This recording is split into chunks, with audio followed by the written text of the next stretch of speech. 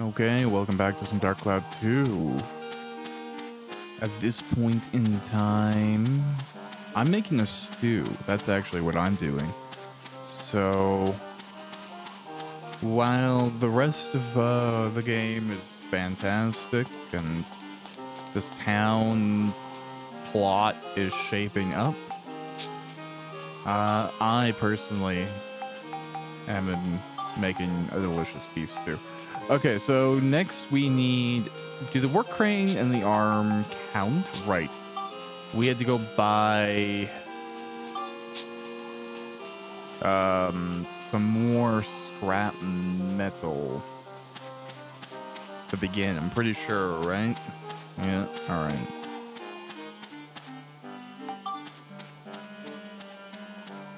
To Hymrata. What a thing. Okay, repair, great. I like names like that. There's that, the appeal of, like, Nordic sounding names or evocative of that sort of, vibe. Hello, Konda.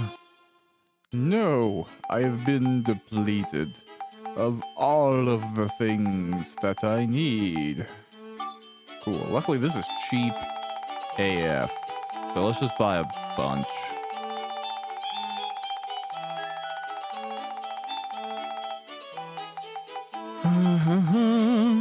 Okay, cool.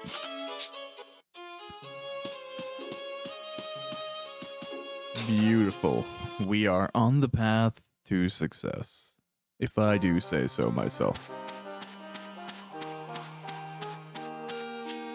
There's a part of me, again, I don't know, it's probably not realistic, but I have a fair amount of time off today, and I'm like, could I just play the game until I finish it? But I don't think I'm that close yet. Also, you know what? I'm seeing as my monitor is getting some sun on it right now. There's one or two spots that I could clean. I bought like a full monitor cleaning thing. I like splurged and got like 1.5 liters of the liquid. So I don't mind doing that, but sometimes you don't see it. I love dark rooms. That's the truth of me. I imagine is true for many other gamers.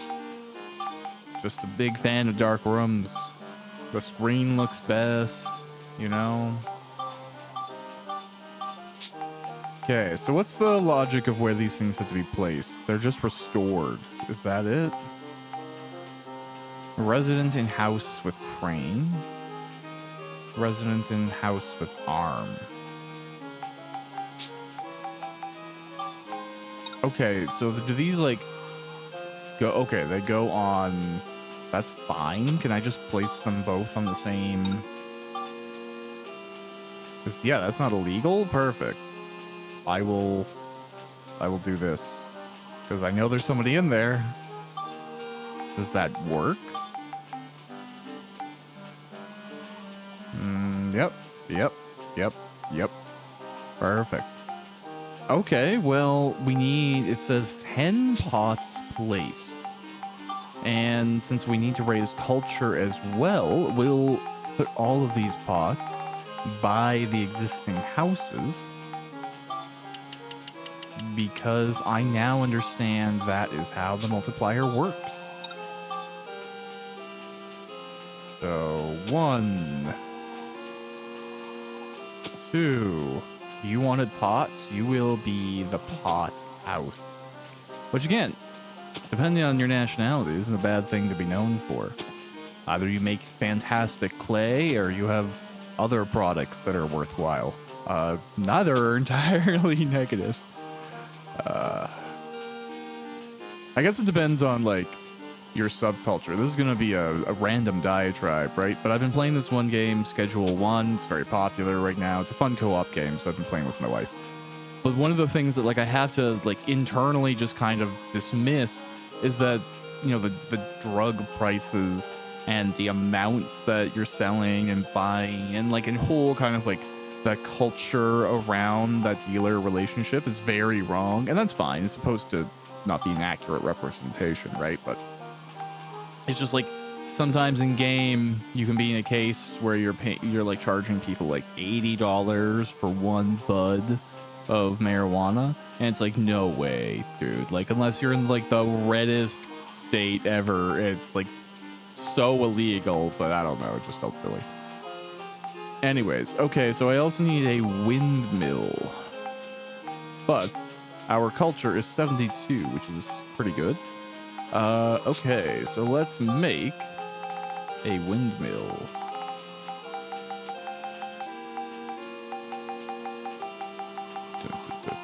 I feel like I already passed it. Nope. Okay, right here. Perfect. And I have everything. All right. Oh, she big. Okay, real quick. I'm gonna make another.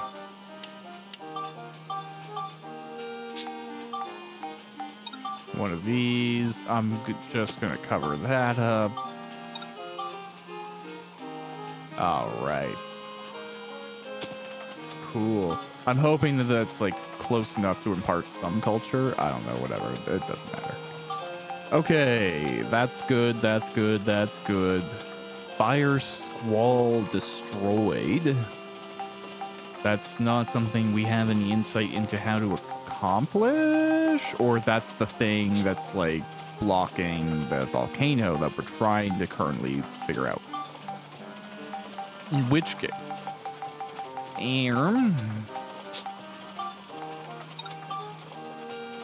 yeah, it sucks that you can't place iron lamps on anything here.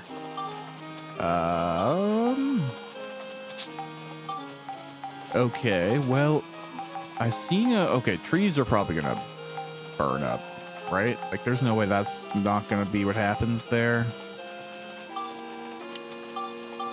Okay, let's see if mailboxes add some culture. Can I just like squeeze it in there? Beauty.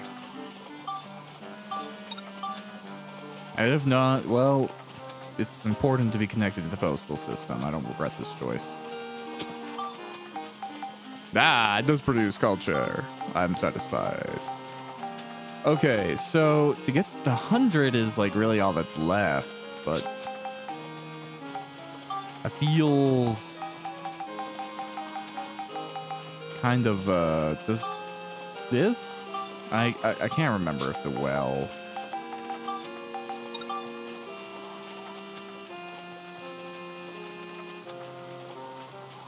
Yeah, there's a house down here. Let's put it down in the vicinity of this place. Sure. Does that produce culture? Okay, it did produce some culture. Beautiful. Okay. Does fencing? I think fencing does, right?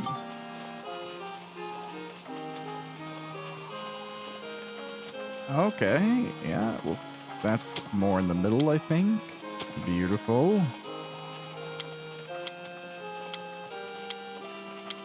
Oh. It does not like that one. Ugh.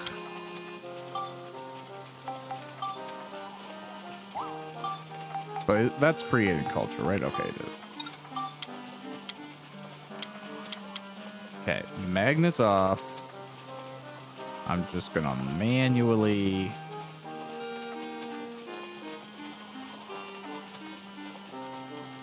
connect that right there.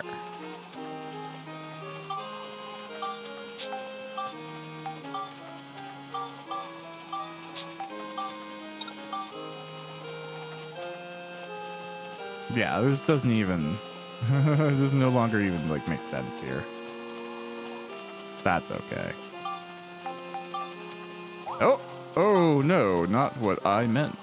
God damn it. It's a shame there's not like a undo function. It's gonna be really persnickety, but I'm getting that back in there now. Yeah, it probably will, won't it? That's okay.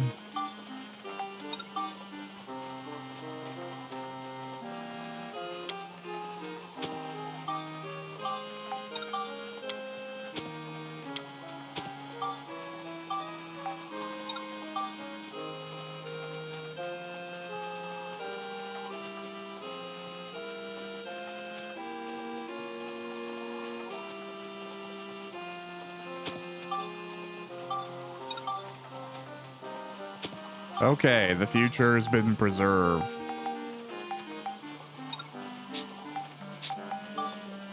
Okay, now let's remove the right thing.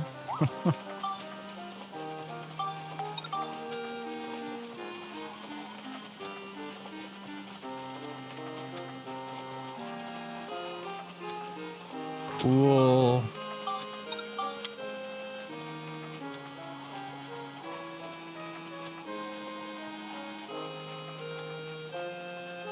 Good enough for me. We're not here for, Hey, will that work? Beauty. Well, looks like you need some more fences. Lucky person down here. I'd love a house like this fenced off. You kidding me? Okay. Well, whatever. You want a fence person up here?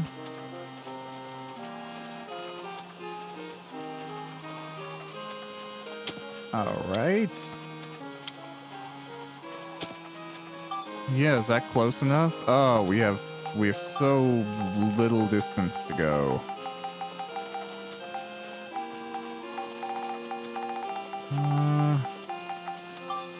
Yeah, can I just put another well up here? Like, be real lazy about my choices in life.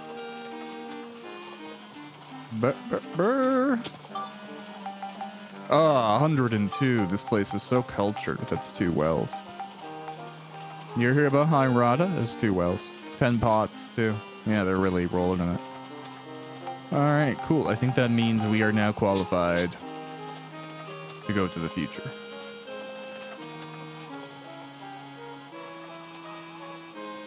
Whoa. However, the wooden straw structures may burn out sometime between now and then. So if you want to jump to the future now, the changes may still not show up.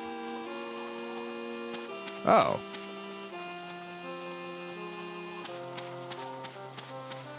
Is it my wells?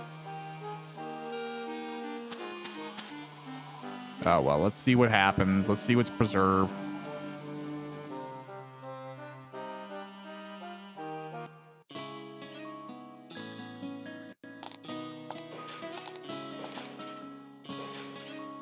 So this is the Great Workshop. Yes, Gundorada Workshop. The name is taken from Mount Gundor and the village below it, Heimrada. Pasnos, the mobile stronghold of our rebel army, was once built here. Wow, that's something. Let's go to the 2nd floor. Yeah, okay.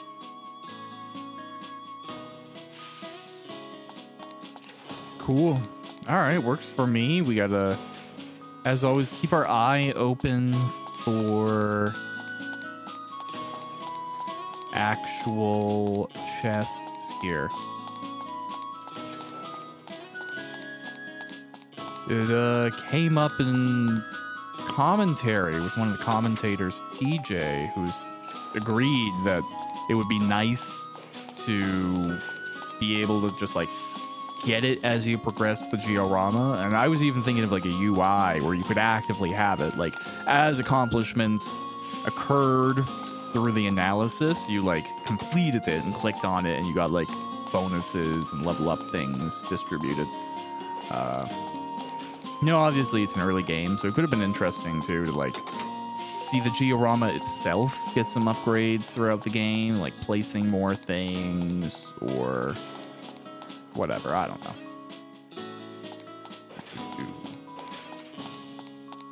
Like instead of placing rivers, maybe it could have like unlocked a terraforming module or something, right? So we could directly, carve the ground and create rivers or transmute ground to water. Yeah, I want the georama to be Jesus. Come on. So we all got erased by Griffin, huh? What a terrible monster you must be. Yeah. Yeah, I know.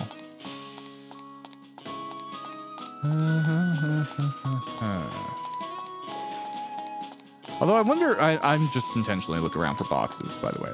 It feels like, it's a very unique position to be in, to be like somewhat aware that someone is actively trying to undo you. I'm shocked that the game didn't go more of a like Terminator direction, right? Where there's like multiple different entities going back in time to prevent different initiatives to prevent things from happening in the future. That's always been my favorite part about Terminator. Like, all the sci-fi stuff is cool, and the robots and the future, Skynet, cool, right on.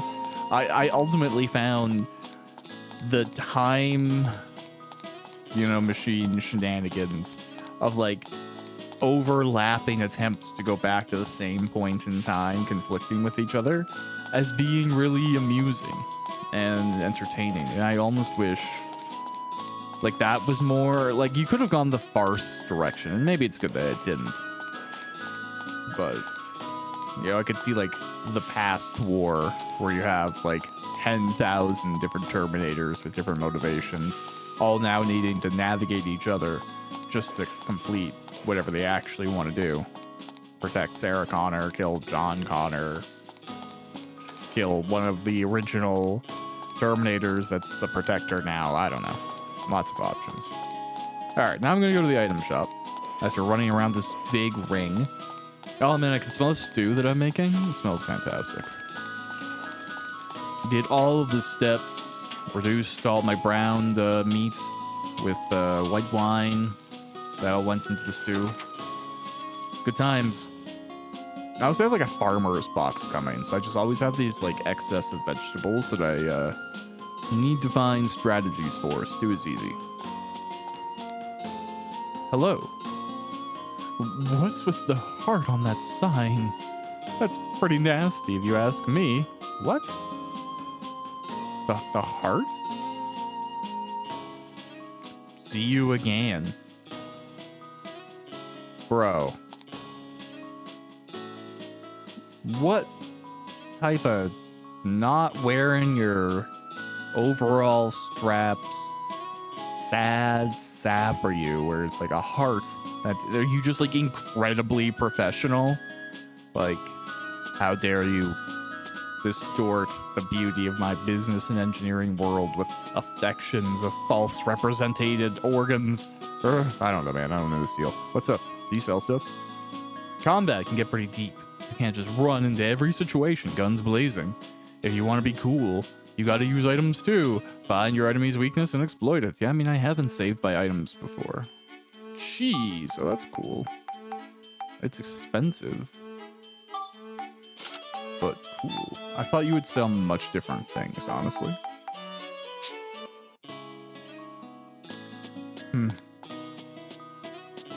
Alright, well, whatever. Not nearly as exciting as I hoped it may have been, but that's okay. We'll go, what? These probably will eventually work. Do they?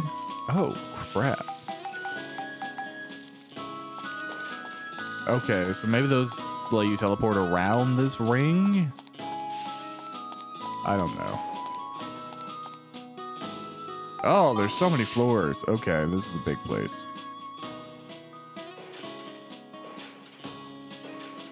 Whoa, bro. Your chest hair is epic. It's also probably full of ash from that cigar. Who are you? And you must be Garrick, the plant manager. I'm Monica. I'm Maximilian. Nice to meet you. The origin point of this workshop was erased. We're in the middle of trying to bring it back. Ah, so that's what happened, is it? Everything changed so suddenly, I had no idea what was going on. So do you think you'll be able to restore the workshop? Well, there's a problem. They're trying to put a stop to our building by raining embers down on Heimrata. Raining embers? That's probably the fire squall. The fire squall? Yes, in the beginning they tried to destroy the workshop directly using that device. The workshop itself? The fire squall is a terrifying device that takes energy from the volcano and turns it into a boiling hot rain that burns up man-made things. We were able to protect the workshop by destroying the device in the volcano's crater. I guess their scheme failed, so they decided to set up the fire squall in the past and prevent the workshop from ever existing. Yeah, I guess that's what happened. So we have to take out the fire squall in the past as well, right? That's right.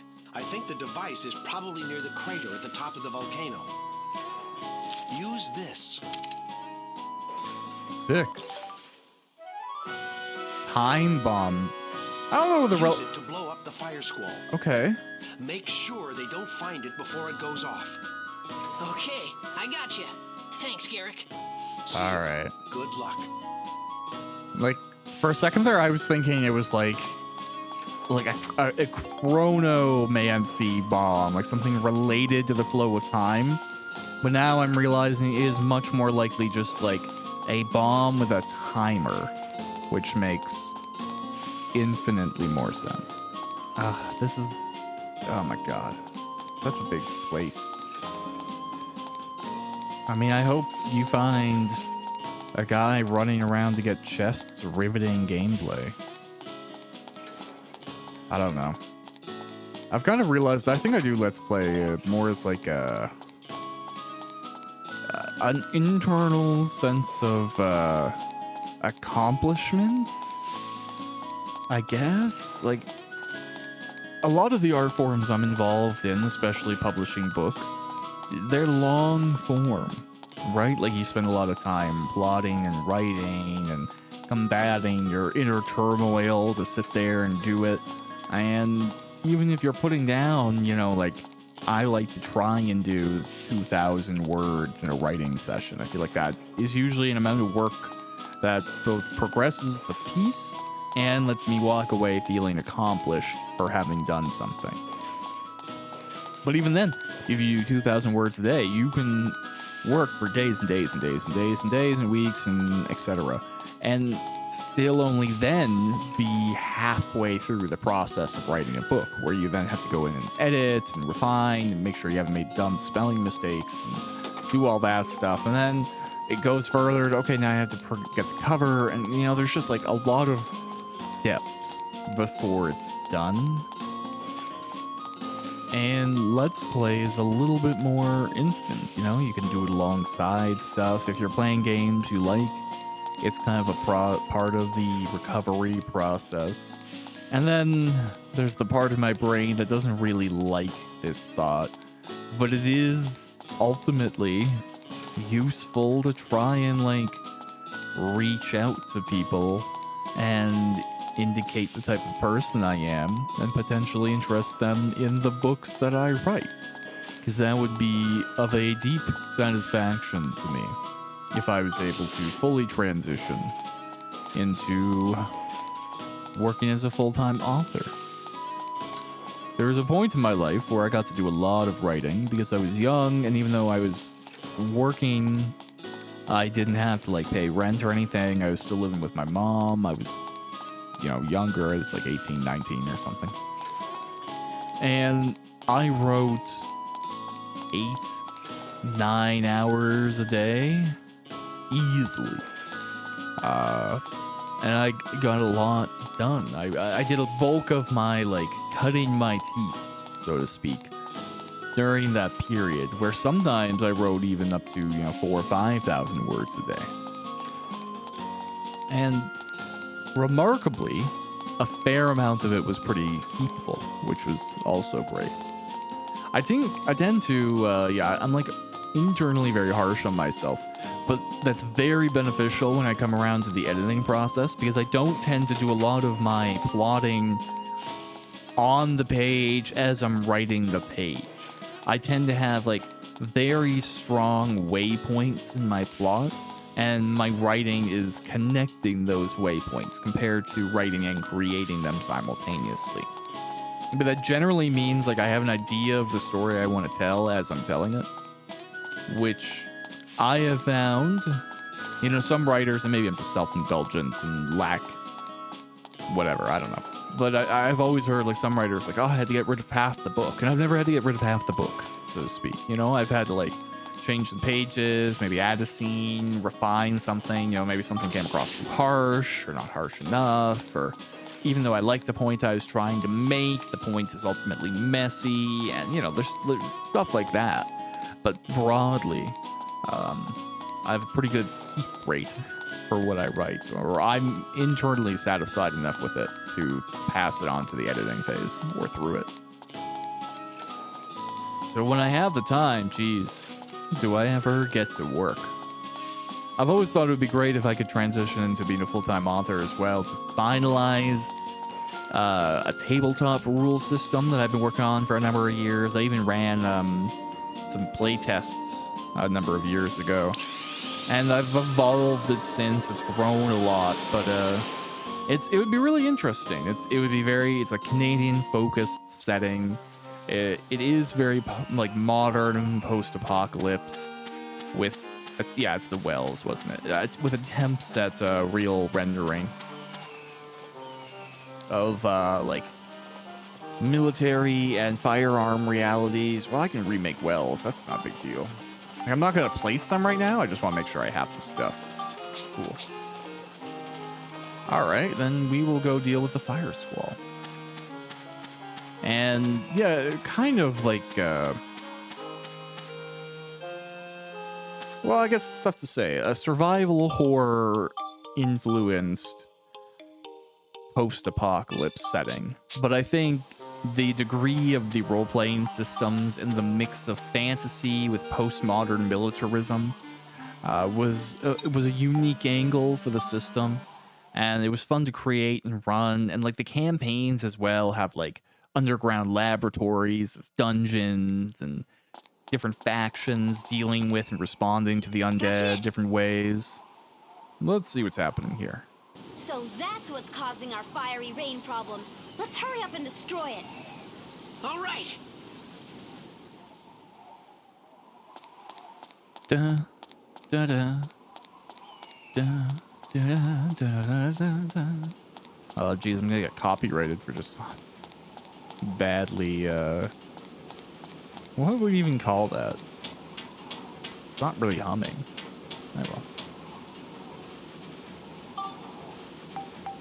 Oh, well. Oh, okay. Let's use some Fruit of Eden. We're evened out, so 3 each again.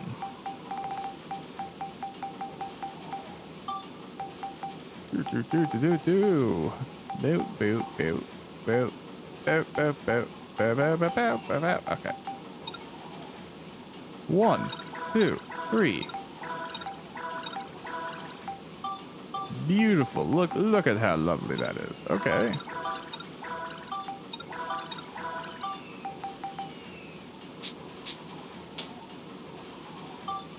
Now we need the bomb with the timer on it. I don't know why we don't just set a 30-second timer and run away, but that's okay. Maybe this is a nuke. You need an hour to clear. Right. It's set. Get clear.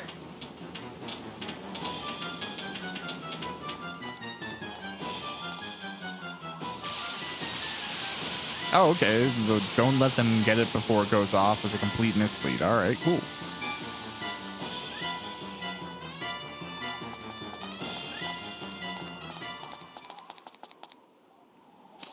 Oh, yeah! It worked! That should stop the fire rain problem.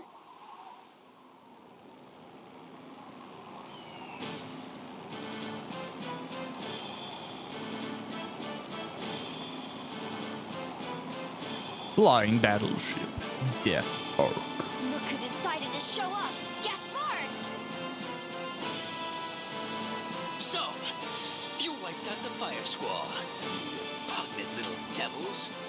Now it's time for you to die!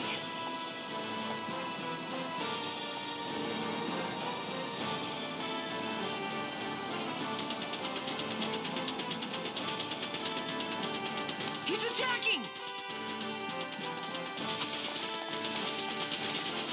It's no use. My magic won't reach at this distance. Max, use your ride pod.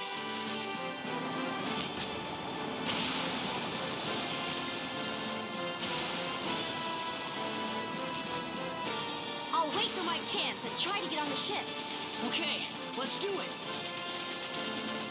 Boss fight. Cool, alright. I like the idea of having a boss fight where, like, their functions are split up.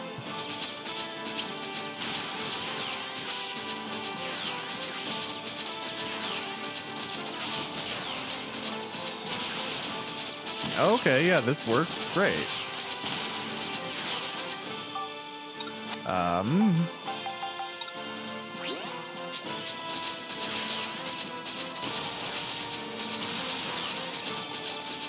Is the logic that I should just stay away from the guns?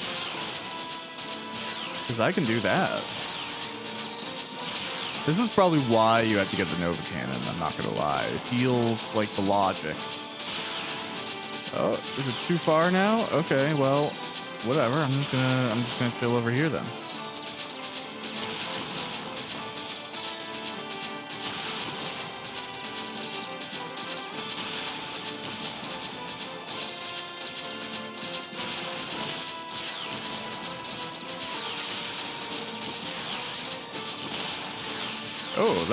That bomb was bad. But this is why we have both done a lot of work on the ride pod, I guess. Luckily. And, ooh. Okay. Not great.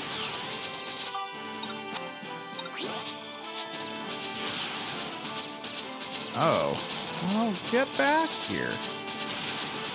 Yeah, I almost wish I did have the, I might put the rollerblades back on.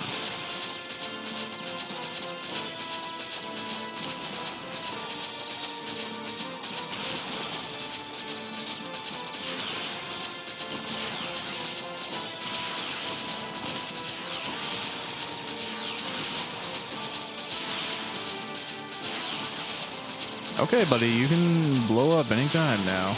I will... Oh, okay. I don't want to die. Especially with him that close. Okay, but like... It's such a tiny little area for him to be turning around in. It kind of sucks that this is the way he's playing it, but that's okay.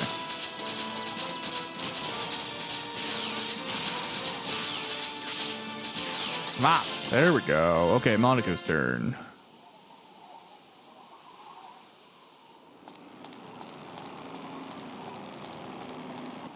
Damn you, you little brats.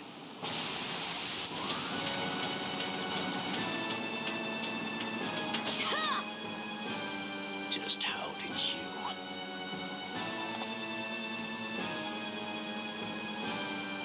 Gaspard, you won't slither away from me this time.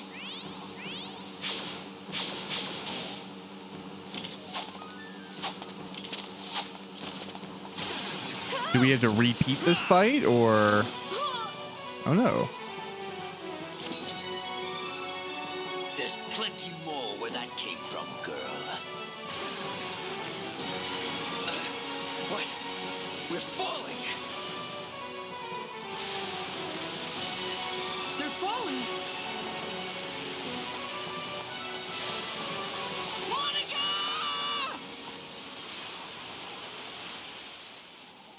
Oh, no. All right. I don't know where we go now, though.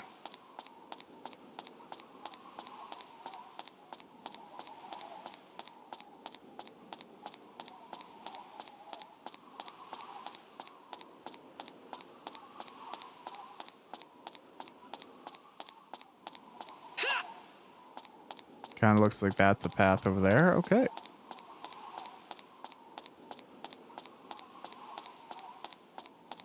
It's real funny to, like, physically just encounter the render distance like that, you know? Like, look at those mountains becoming real in the distance. Outside of YouTube compression alone, you know, don't even... That's another factor. Jeez. It always sucks to sometimes see how these videos, like, look after. Maybe someday that will be less of an issue, but right now it's not even like a my side thing. I'm in coding as high a thing as I can. I actually like tune down my psycho tuning, what you could call it. to a more reasonable high encoding render, and it didn't actually look all that much different. Nobody noticed. So I was like, if anyone's watching and they notice a difference between, you know, the new rendering and the old rendering, I'll change it back. But nobody did, so I'm just saving myself like upload time and stuff, because it was like twice the file size. But after YouTube compression got it, like, it didn't really make much of a difference, so whatever. So I can only imagine that a bunch of people probably don't like this section of the game, because like, oh no, a party member, I've lost them. This is like my dream, is no longer having to level 2 different things. I love this. I wouldn't care if it was Monica or Max. I just don't really like party members that I have to individually level. Like, you know, in Pokemon, I'm an EXP share guy. Big fan of EXP share. I have no interest in manually doing the same thing for every single item. Like, I am doing it right now in Final Fantasy 14, because you can level every single class, all the crafters, and all the martial, healer, tank classes on one character. So you don't have to run alts, which I love. And I kind of concede as, like, I'm just leveling up my character compared to doing different things, which isn't all that different. Like, mechanically, it is the same thing, right? You are leveling a class, but having it be consolidated onto my character compared to multiple different characters kind of makes it feel like a more valuable investment. Whether that's true or not, it's just how my brain works. So, like, if I'm playing a game and I have to, like, level a whole party of characters, I would rather it be turn-based, so I can level them all up at once and they all get experience, and I don't kind of have to, like, babysit people. I would probably have enjoyed Dark Cloud 2. I would probably be enjoying it even more if instead of both characters being in the exact same timeline, you had, like, Max and Monica in the future. Max was like the builder, setting things up, preparing stuff in the past, and Monica was like the tactician, actively in the war, getting all of the supplies that Max is fixing from the past. And, like, leveling up Max gives better equipment to Monica, so you really only have to level up one. It goes back and forth, so work done as Monica can help Max. Like, I think that would be more fun for me.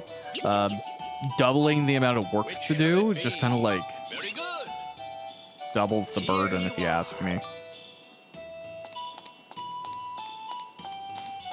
Wow, that is a monster. A chimera, eh?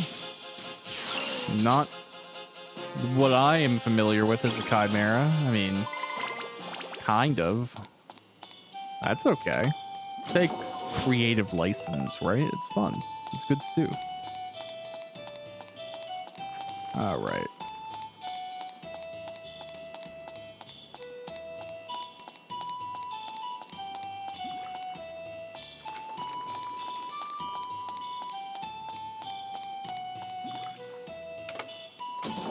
Cool, cool, cool. Cool, cool, cool. This is actually a pretty straightforward map, which I'm liking. I dig. Okay. You know what I need to fit in today, too? I need to practice some guitar.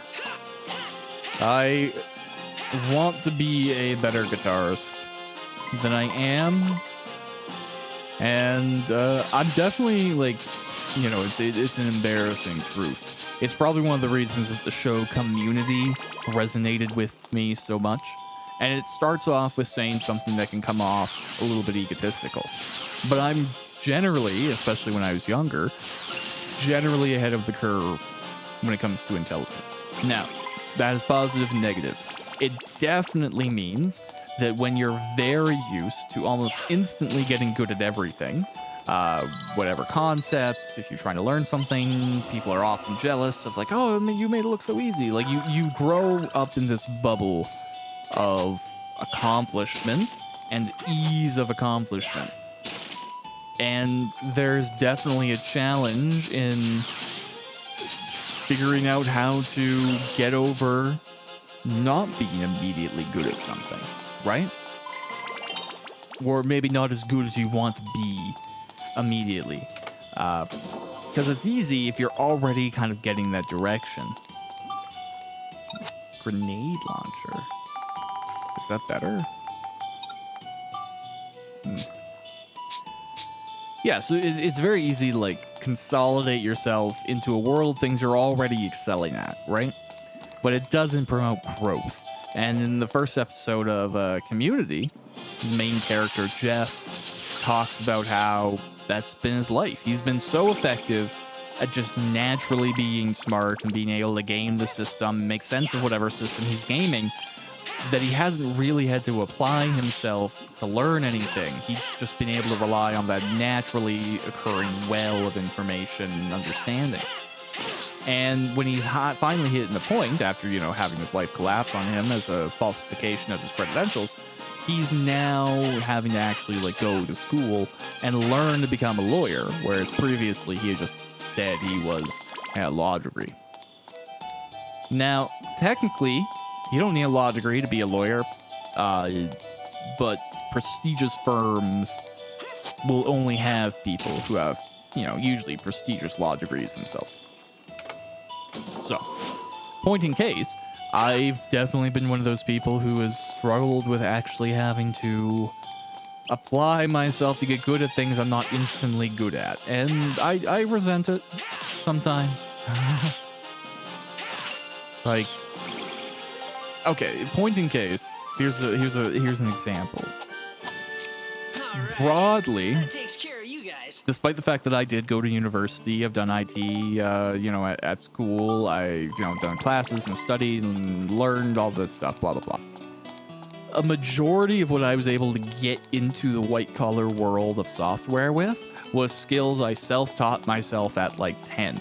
I was expecting there to be a deeper well, so to speak, but no, a lot of the core computer science was stuff I had taught myself at that point in time, and it was good enough to succeed in a professional environment. And no, don't get wrong, I've advanced that understanding over time.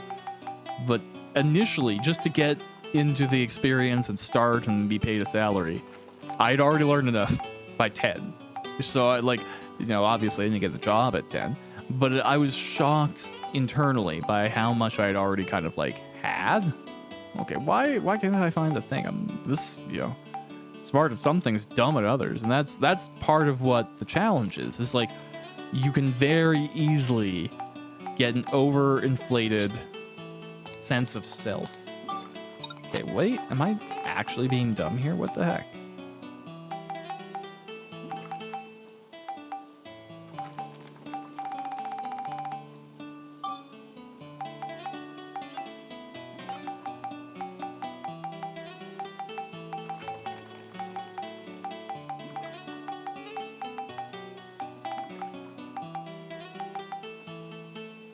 Oh, okay, so it's a rope now.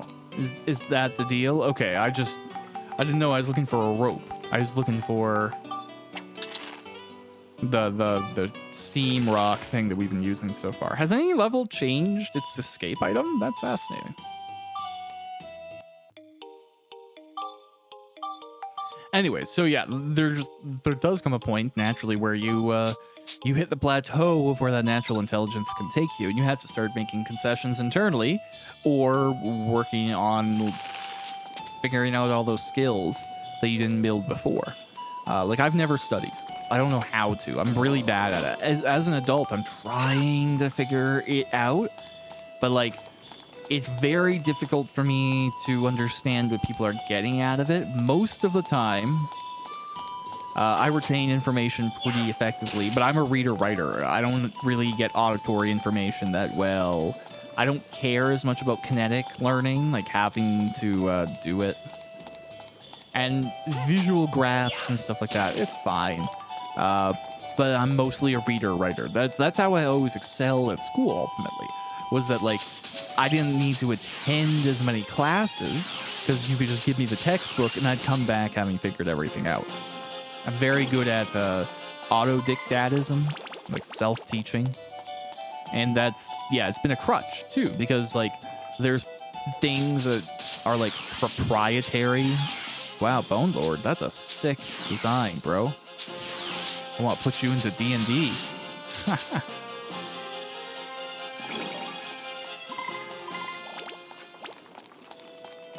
Okay. I'm glad that I found out this is actually nothing. But again, who generates these long hallways? Yeah, so I always resonated with Jeff and community, and it was a useful template, we'll say, for what that process of self-evolution can look like. Even if it does, you know, you harbor elitism and a crankiness when things arrive quickly for you. That's undeniable. And, you know, not being an asshole is a really, like, big pursuit of my life, if I'm being completely honest with you. I think part of learning about grief therapy and bereavement and stepping into that world was just as much about self-healing as it was learning how to not just make a mess of everything, because I've experienced messes or been one. You know, that's life. Is it Dark Cloud 2? Yes. As I've mentioned before, it is 100% Dark Cloud 2. If you don't see it in me beating that mimic to death with a wrench, I'm sorry. Alright, bro.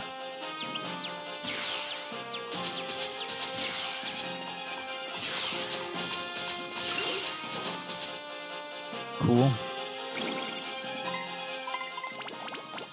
I have a poll running at this point in time. This gives you a very, a framing for my recording schedule. I have a poll running right now to see what game is going to follow up after this one. And last I checked, it looks like Monster Hunter 4 Ultimate is the overwhelming winner insofar. Which is cool. I've been far enough out from playing a Monster Hunter game on this channel where it can be fun to go back. And, you know, the unique element of playing something I haven't done before, because I never actually played 4, even though I own it. There's lots of reasons for that. I'll probably explain in that series again. But the condensed version is I have The Legend of Zelda Special Edition 3DS. But it's not a very big 3DS. I also never got the Trickle Pad Pro attachment. And it just didn't feel... Well, if I'm being honest, I was kind of cranky with Monster Hunter for going the portable route and doubling down on the 3DS at that time. Because the Wii U release of Monster Hunter 3U, or the Wii release of Tri, was such a good step forwards for the game. And then you have like the PSP release of Monster Hunter 3rd Portable, the PS3 release of Monster Hunter Portable 3rd HD, and the console experience for Monster Hunter was just so much better than the portable experience. You know, Portable 3rd HD was so good because it felt like a console game. And when it became a console game on the PS3, it soared, right? Like, it was just so much better. I have, like, an original Japanese copy of the PS3 version of the game. That's what I played untranslated. Luckily, because there wasn't any prevention on the PS3 at the time, like localization issues or whatever, region locking. So... yeah, like, it was just so much better on console that when the game went to, you know, 3DS for 4, and it only ever released on 3DS for 4, I didn't know, man. I was like, bro, is this really your choice? And I just didn't have the hardware to play this optimally, so I think I just kind of doubled down and went back to playing more 3U. And the 3rd HD, portable 3rd HD, whatever. Because, yeah, it just felt better, it looked better on my TV. And I kind of let the 4th gen slip me by. But I've heard it's pretty good. And it is an interesting bridge between where Monster Hunter is and where Monster Hunter was. So, from that perspective, I think it'll be fun. My only hope is that, showcasing the 3DS element of it won't be too bad, but we'll see. We'll see what happens.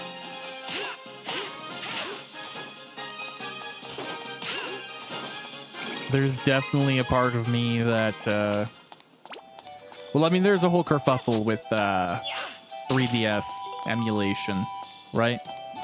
And it sucks because now officially in a lot of countries, like Canada, I'm pretty sure it's classed officially as abandonware because the official platforms to sell the games and acquire the software, the legitimate path, has been shut down.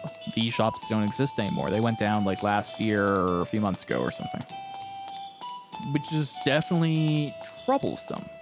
Because Nintendo is obviously an incredibly litigious company. But what's the solution here? They're not really putting the 3DS library anywhere, right? It's not like they went, okay, well, you can't buy stuff anymore, but we're going to dump the entire e-store onto the Switch or something, right? It's not there.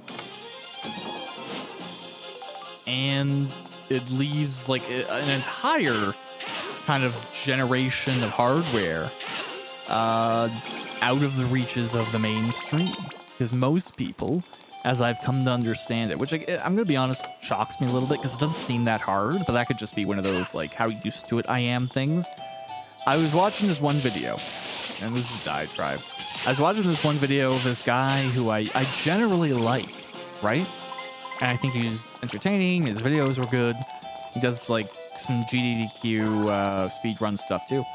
But then he was talking about like how emulation is still in this really, really bad, outdated space that it requires insane hardware to run in like, optimized ways. And that anyone who's saying that it's more accessible than it is doesn't realize that they're kind of coming from an elitist position because they have really nice hardware or, some option that lets them bypass the inherent issue of emulation. And I don't know if that's true.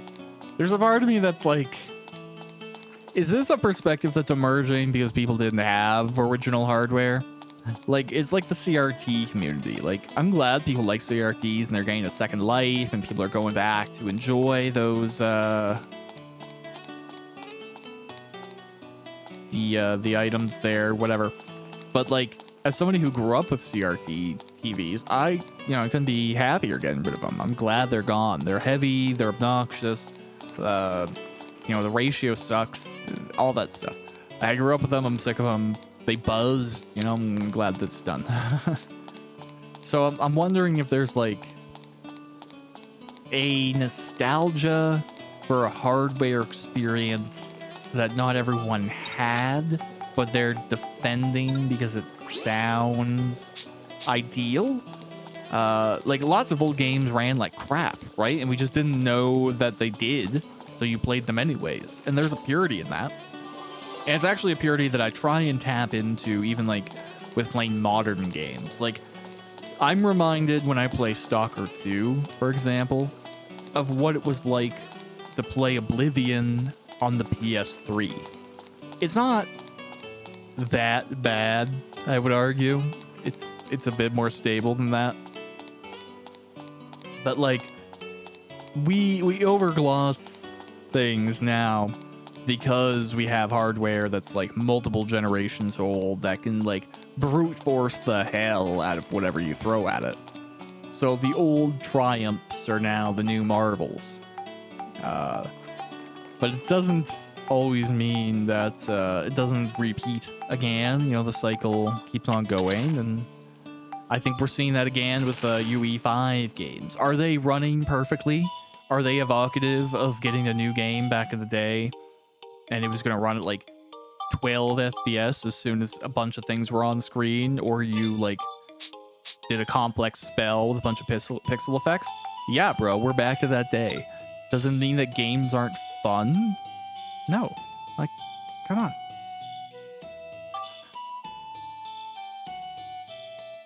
I don't know. I forgot what the white seal means.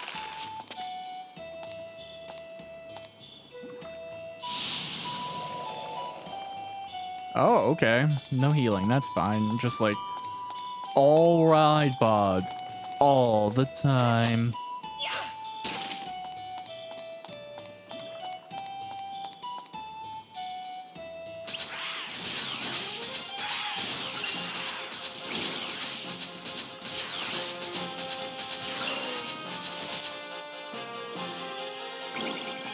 Cool.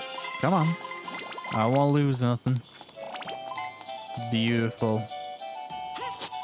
All right. What do we got over here? Antidote drink.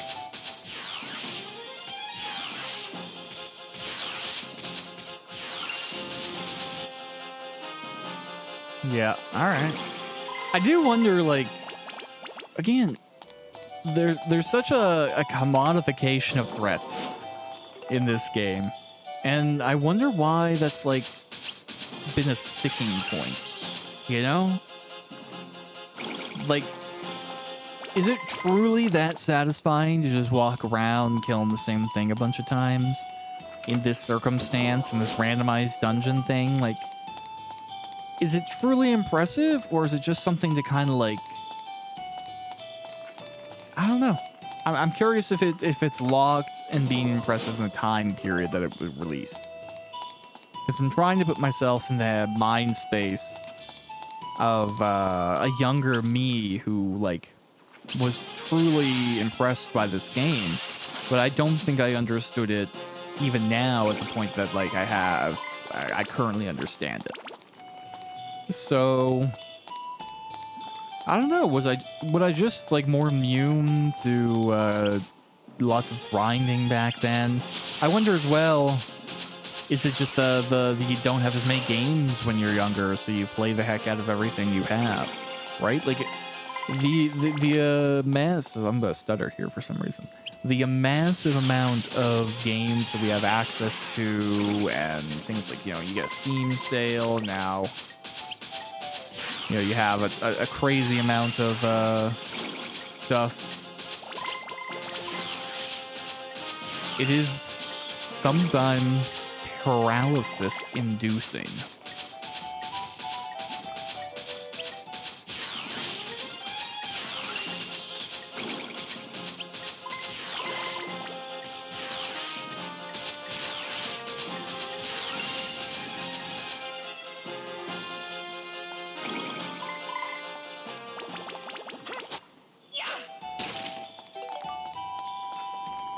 I was gonna say, like, I seem to very consistently get ride pod fuel again from breaking boulders, which is excellent. Oh, okay, magic crystal. Good to know. Good to know. Okay, so we have 1, 2, 3, 4, 5, 6, 7, 8, 9 guys left. Yeah, it's a pretty dense dungeon.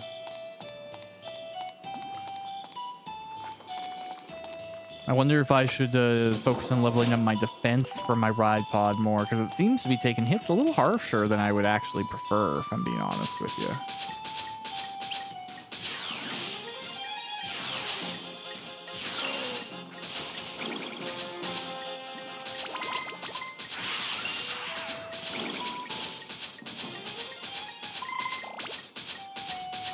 Cool.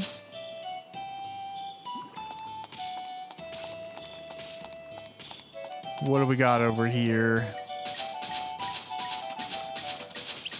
Bomb heads is cool. Red dragon, he just kind of runs at you. It looks like he's gonna try and do a flame breath attack when he closes the distance, but not as effective as he could be, frankly. Hey, there's our Giorama.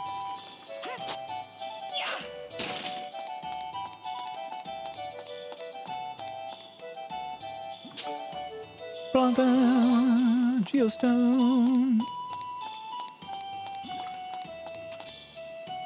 What do we got here? Paint. Okay.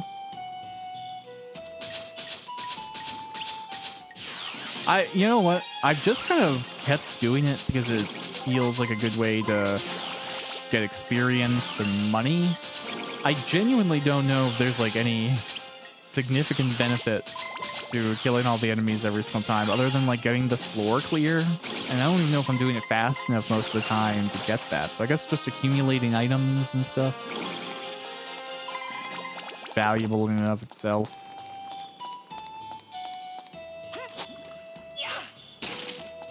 Cool. All right, let's rush ahead.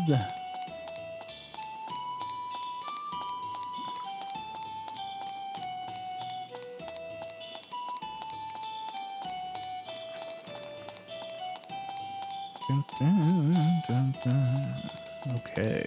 So yeah, 2 guys left. That should be fine, because even if they do somehow kill the ride pod or runs out of fuel, Max is actually pretty strong right now. Feels like he is anyways, so I'm not worried about it, because we'll probably be fine with the ride pod anyways. Red dragons are pretty easy to kite. Beautiful. And the Chimera aren't bad either. Perfect. Dun, dun, dun, dun, dun, dun, dun. All right. That takes care of you guys.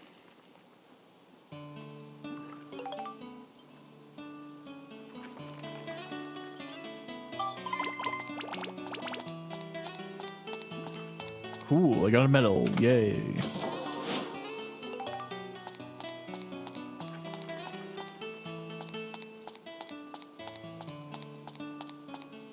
All right.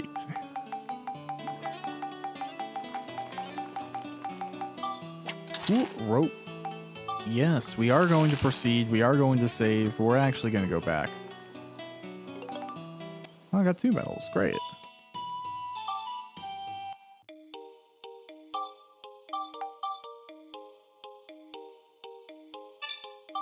Okay.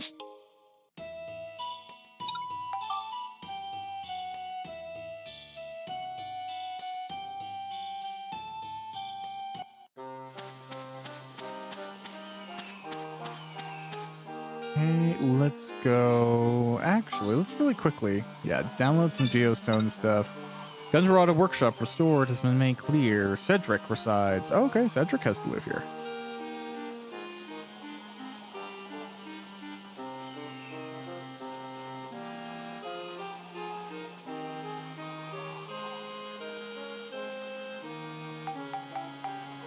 Okay, so we have some additional information that we now have. Cedric and Eric.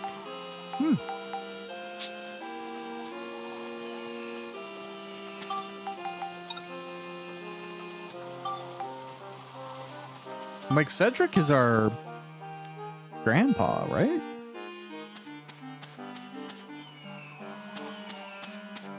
Hey, bro, you want to move in?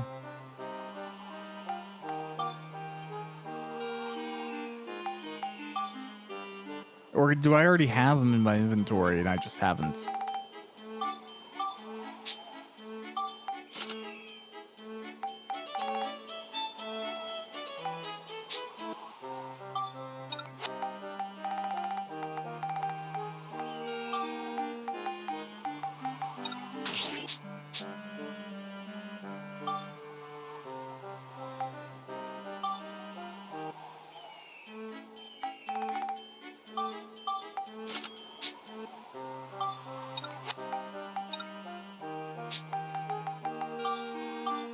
Yeah, where? Okay, so is this... Yeah, I genuinely don't know what we're increasing. Seems to be something.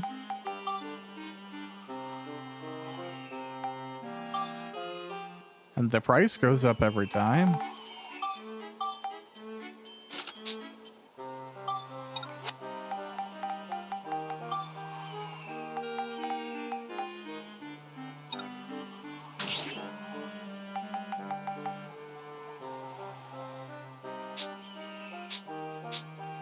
All right, well, that's cool.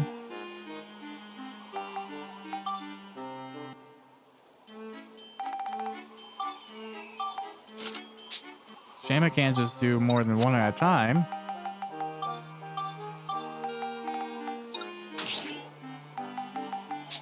Yeah, because like I have 48 defense right now, so technically the ride pod is actually under like skilled, but that's okay. Okay, Cedric, if you're, and who is Eric as well? Eric was that the person who was helping Borneo? Do I already have both of these people?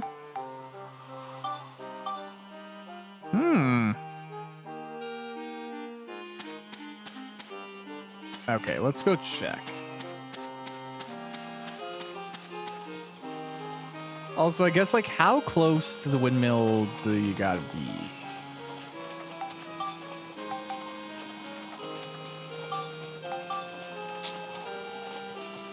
Okay, that seems to be good enough.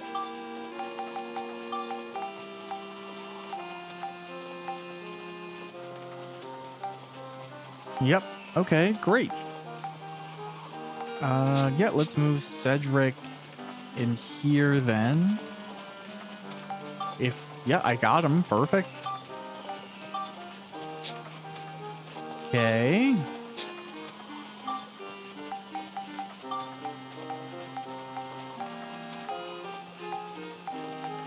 Yeah, all I see left is the 100 culture points thing. We can fix that by putting back down our wells that had disrupted the flow of, well, being on fire.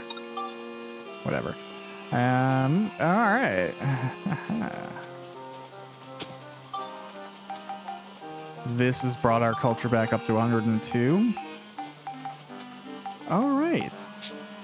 So I guess we might as well go to the future and see what's around.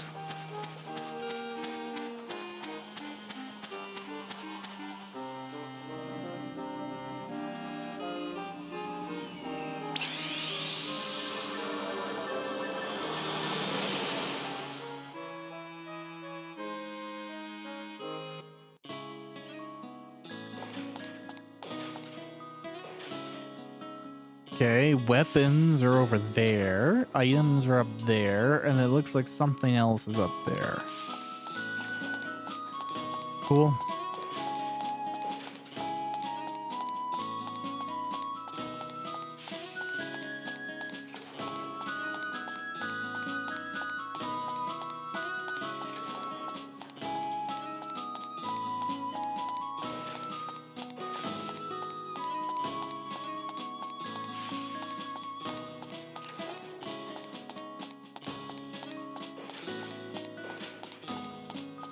Kind of a shame I can't, like, find some setting to force the render distance of the game to be further than it is. That's probably, like, hard-coded, built into the limitations of the system. Probably nothing I can do about that without, like, seriously reworking the game.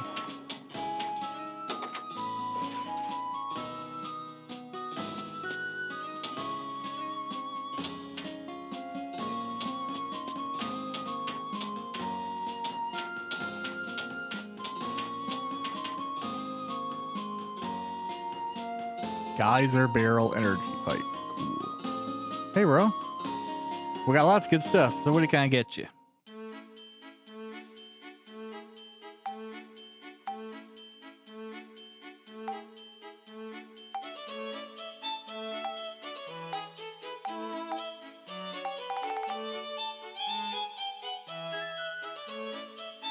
Yeah, okay, cool.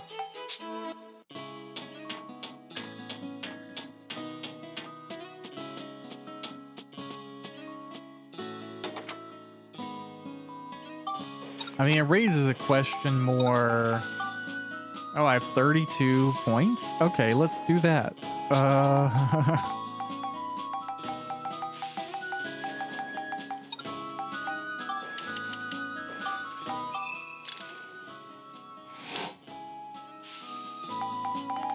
Okay, well, we need some cyclone too, I think.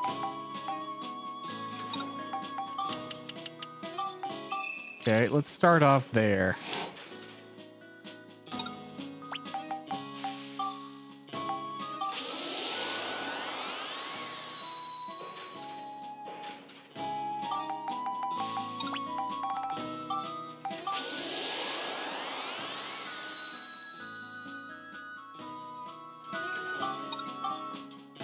Wow, okay, I still need more lightning and more cyclone. Okay.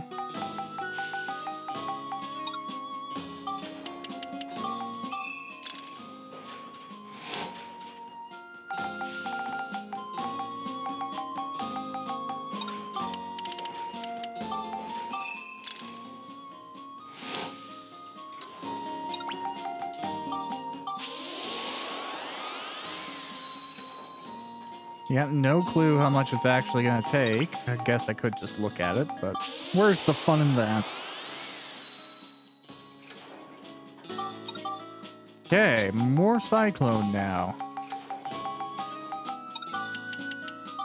I'm just kind of going 5 at a time so as to not go too overboard if I do.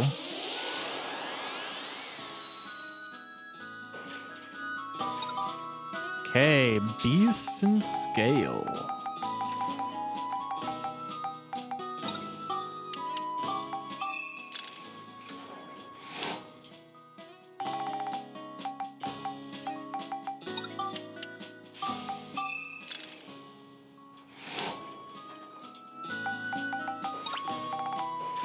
This probably won't be enough to push it over the edge, but it's closer now than it was.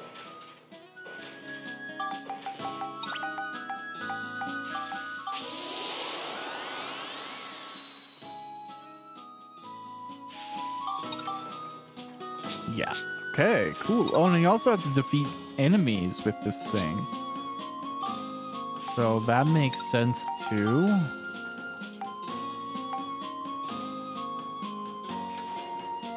I kind of don't even want to bother with the gun right now.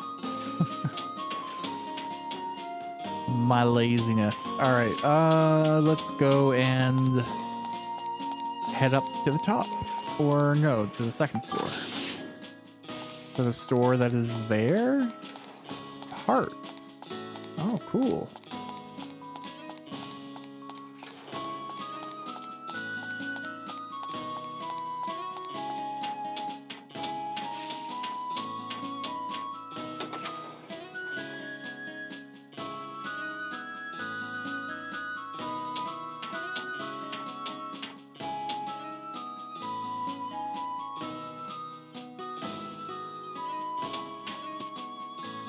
You name it, I got it. Any part you need. Okay, you better have everything. Oh, that's cool. That's cool. The experience for it. Oh. Oh well, I'll get it. You trust me. I will get it. All right. Let's get the heck out of here, though. Okay, so we've got everything I think that we can get.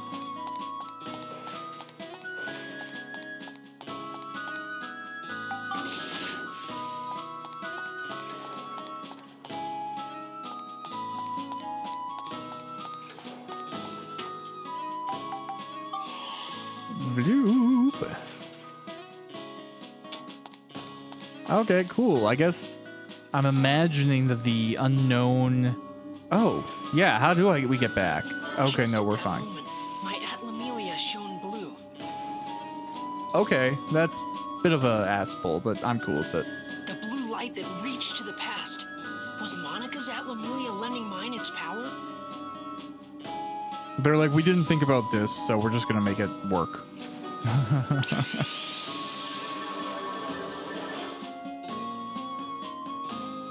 Right, mechanically we need both of them. Oh well. Okay, that's fine. The Atlamelia or MacGuffins, they can do whatever they want.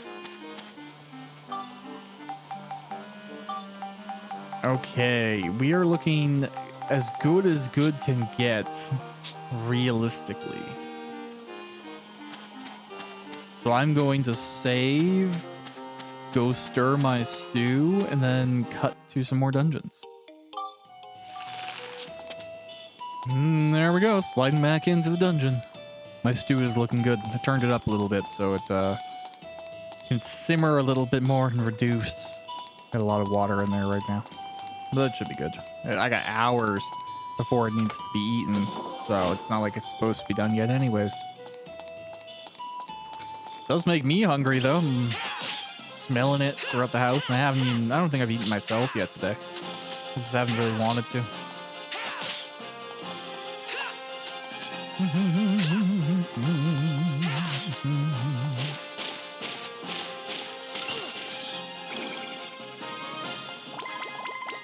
Ooh.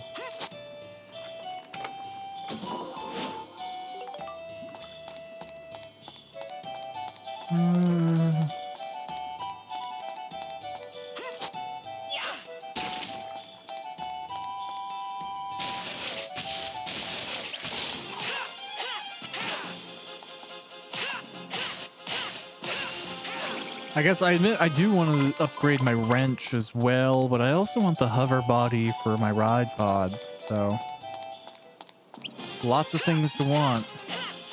Always nice to have options.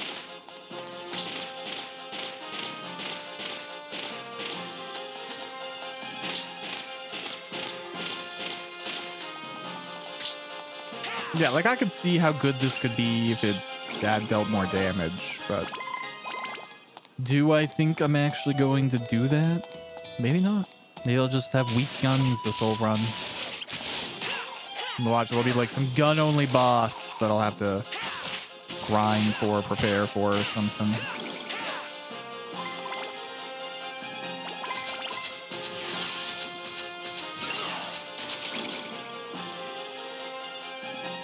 Cool. All right. Beautiful.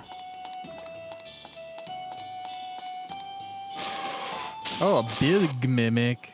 Whoa.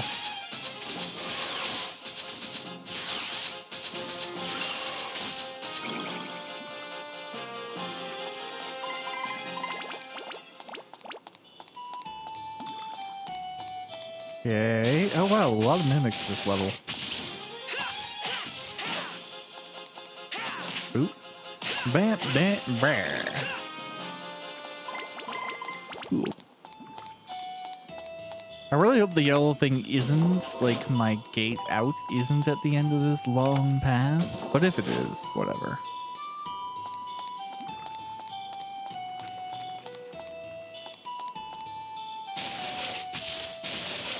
Yeah, so many mimics. Mimic town, man. Cool. Is this one too? Like it feels, yeah. Definitely the vibe of this level.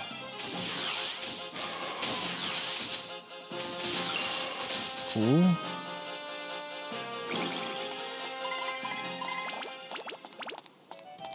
Okay. All right, yeah.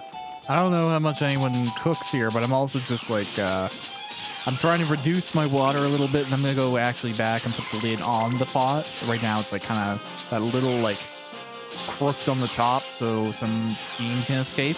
And it's mainly because I have it right to the top. Because I wanted enough water to be there to reduce, to get like a good stew going when it did thicken. And not to still, you know, still have some actual like broth. And one of the tricks that I always use for stew, everyone does it differently. After like I marinate my beef overnight, and then I take it out in the morning, and I'll have kind of built up like a glaze on the end where like some of the moisture is pulled out by the salt, and it's like it's really tasty. That's great. But additionally, I then throw it in flour and cornstarch, which is pretty normal, I think. I haven't seen everyone do it, but I throw the beef in flour and cornstarch, and then I brown it, and then I take it out and I deglaze all of that stuff, and then I put it in. That's kind of like my thickening base, is the cornstarch and the flour on the beef and the deglazed burnt bits. And so I'm hoping that those two powers combined, after I reduce the water down, will be enough to make a good, nice, thick stew. We'll see, though. I have a lot of herbs in there as well. A savory, which is maybe a bit of a newfie thing. I don't know if everyone else uses savory. And then I got, I threw in some parsley and some rosemary as well. And I got like a bunch of fresh rosemary from the local Korean market, which was pretty great. They had a really good price on it. Same for celery. I just threw a whole head of celery in there. Celery is one of those things that like, I always underestimated how fragrant it is, but it really is. It's a great aromatic, isn't it? Like, it's so tremendous as a base for a stew.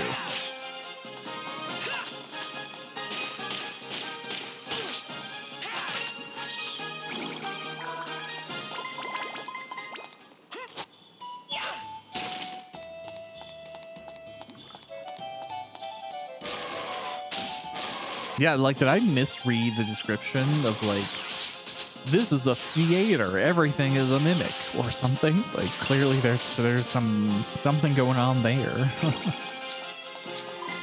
Alright. Hey, Bone Guard, I'm smacking you. Ow. Or you're smacking me?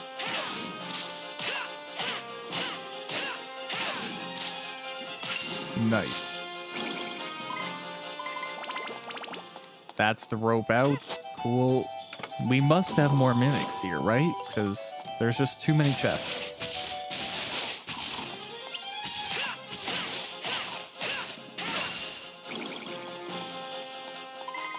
Okay, cool. Well, I'm gonna go... Oh, wow. I'm, like, totally in the wrong place. Ugh. Whatever.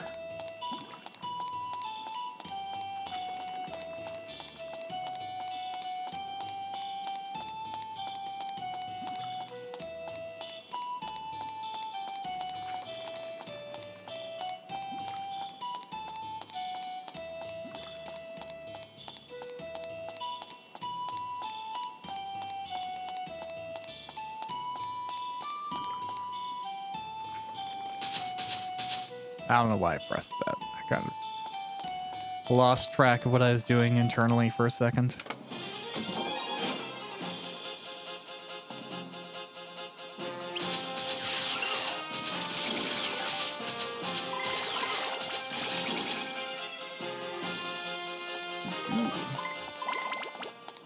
Okay, this is a completely random question. But for anyone who's watching this, if you have played Grand Theft Auto 5, like, what did you choose for the ending? I was thinking about this. I was reading about this earlier, and I was kind of surprised by how everybody seems to, or some people seem to try and go for the option that saves everyone. Or tries to. And I think that's crazy.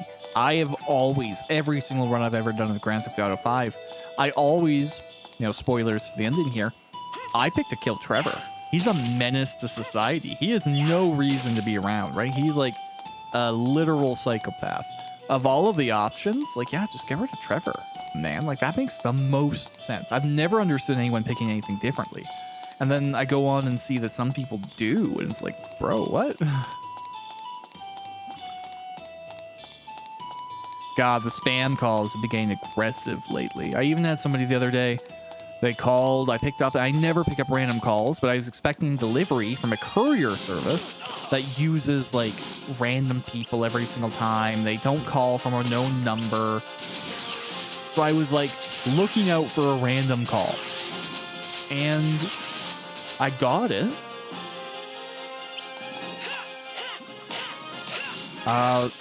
And so I answered it, and then they're like, hey, is it you? And I was like, yep, I confirmed my name. And as soon as I said yes, they just hung up.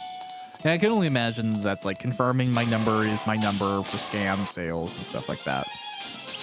But, geez, has it been obnoxious lately? Like, bro, I don't have any money for you to steal. I've spent it all on server parts.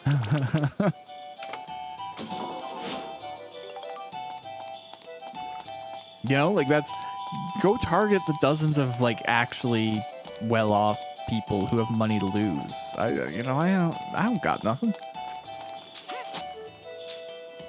I don't even own a car, bro. I've never owned a car. You trying to take from me? I probably have less than you. Like, I have some cool technology, which is great, and I'm very thankful for it. I have some books. Got some good games. My desktop used to be more top of the line, and now, you know, it's getting longer in the tooth, so it's no longer even like super worth stealing. I love it. It brings me lots of satisfaction. Does everything I need it to do.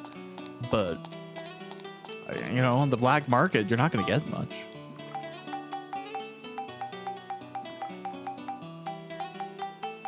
Or I guess the illicit fence market, more accurately, like you're trying to Facebook market it or something, someone who doesn't care.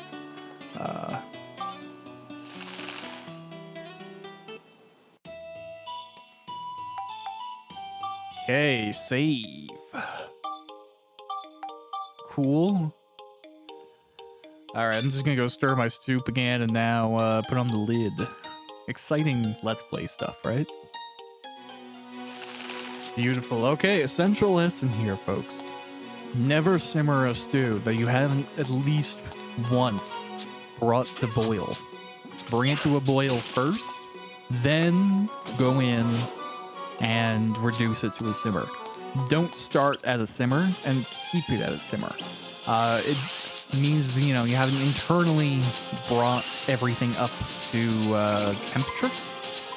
And you have to think about it as more than just cooking.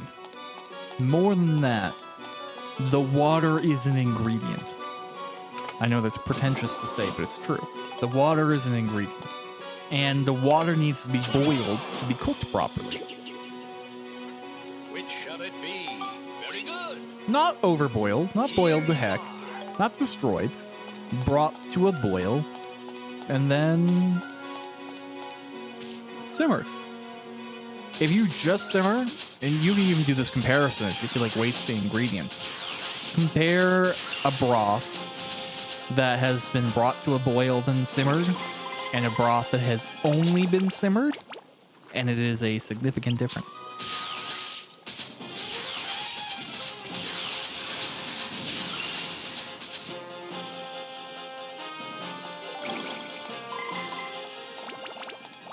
Wow, I already have my means of escape. Beautiful. And you know what? Maybe I'm just rushing through it, right? I kind of feel like this part of the game has been misrepresented. Maybe, you know, other people just take longer to do some stuff, or they're doing more side objectives or whatever. I was reading, you know, in some forums, they're like, oh, I hit the point of the game where you lose Monica and you don't even have her for like a long time. She's gone forever. I can only imagine I'm going to get her back when I beat this level, right? Maybe not this level, but I mean like this arc. So if that's the case, like it's only been like 6 or 7 levels they have to go through. You get to keep the ride pod. Mechanically, I'd probably be more upset if I lost Max because the ride pod is so strong. And it really lets me be lazy and quick, which I love.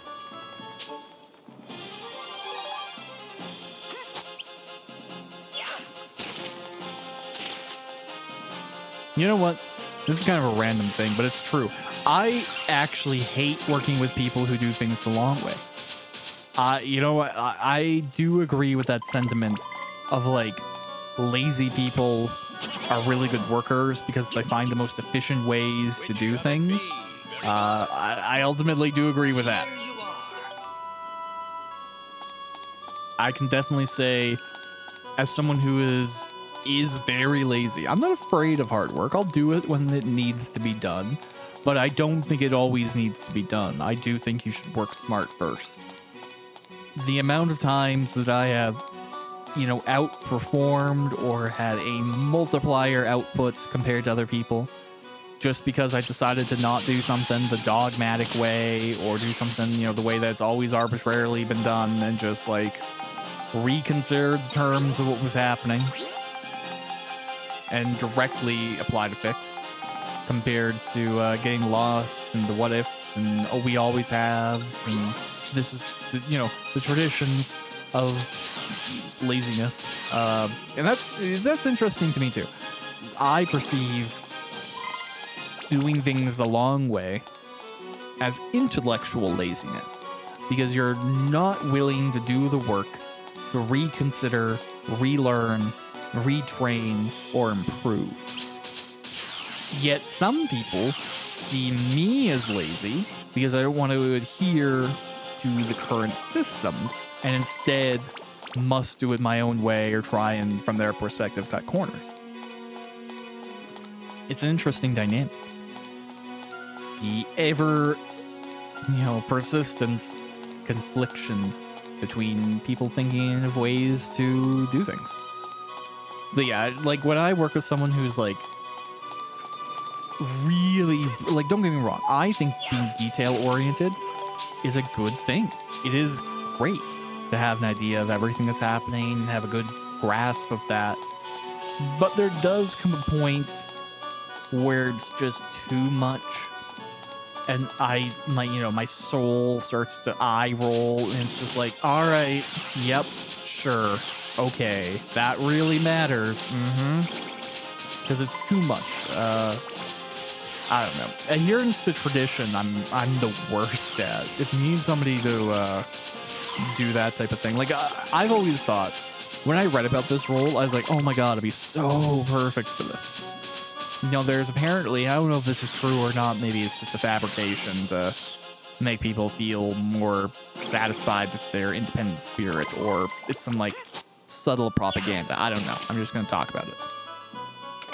I read that in some Japanese companies, there will be like a token North American white guy that get hired sometimes because we, so to speak, don't have as much of a culture of blindly doing what the boss is doing. There's more of a, like, we grow up with critique and feedback being allowable to a degree in the workspace. Like, if you're a professional, you're allowed to give input. You're not just, like, blindly going with what the boss thinks is right. So they'll hire people to come in and kind of be the devil's advocate to the unchallenged boss. And I've always thought, God, I would be so good at that. Maybe I'll get the opportunity someday. But yeah, I've always just been really good at challenging those types of behaviors. And because of like my own neurodivergence, I just don't care or have the ability to perceive the like social structure around saying what you want. It has to be like very actively considered. It's not intuitive, so to speak. So I'd be great. I would have no awareness of the social dynamics that like random old guy is actually supposed to be right all the time because of X reason. Like I'd just be like, hey, that's dumb. Why is that dumb? And then half the company would guffaw, but we would actually maybe make some progress on some outdated processes or something, you know? I would love that to be my role. Just calling out crap that doesn't work and being like the sense of reason in something that has become overly biased and warped by adherence to acceptance, which is very rarely I find the path to making something inherently the best.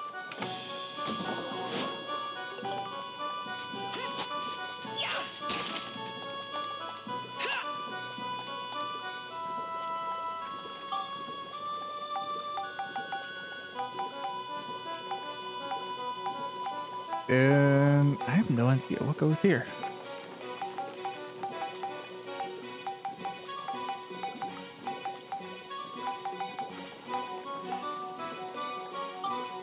Cool, okay, it looks to me.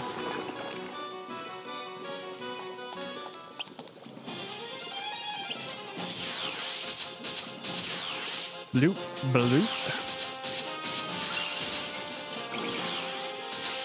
Oh wow, is that thing like too high to hit? What's going on there?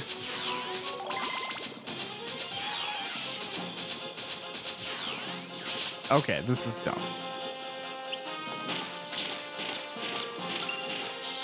Great.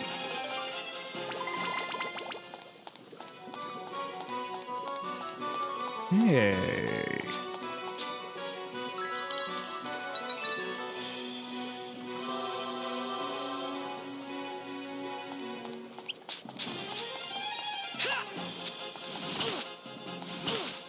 Ow, bro. All right. Well, I tried.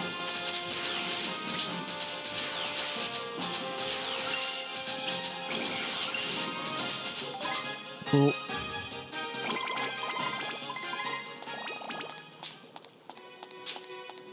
Oh man, it is smelling good in here right now. It is actually aggressively good smelling. It's just like beef and onions and herbs, like everywhere. I can't smell anything else. All right. That takes care of you guys.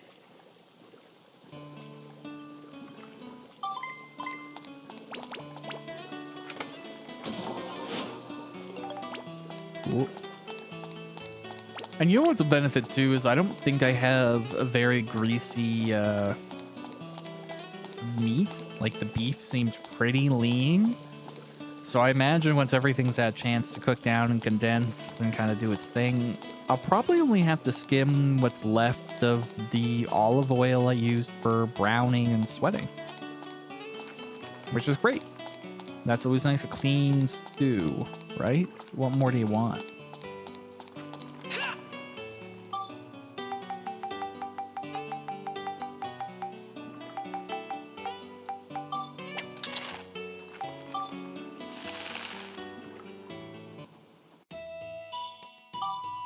Okay, now I can only imagine that this is going to be a boss of some type, right? Like, it's the final level.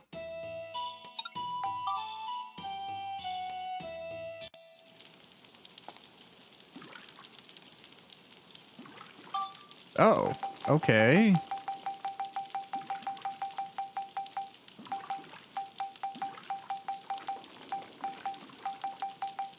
Huh.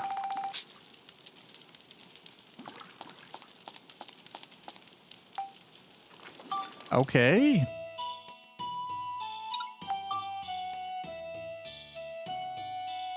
I wonder, do I need the propeller to get across? What's the logic here?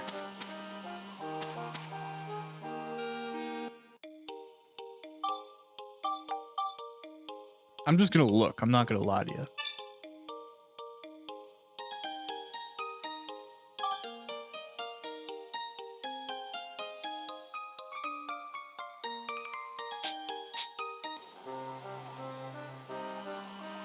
Do.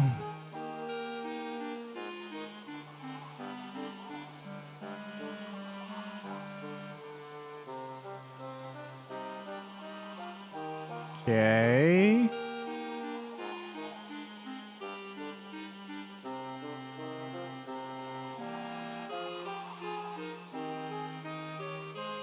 Okay, so I guess I got to go back to some guy in the future to get a thing. Okay.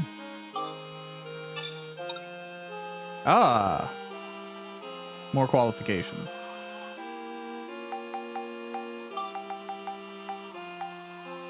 So who the heck's Gerald?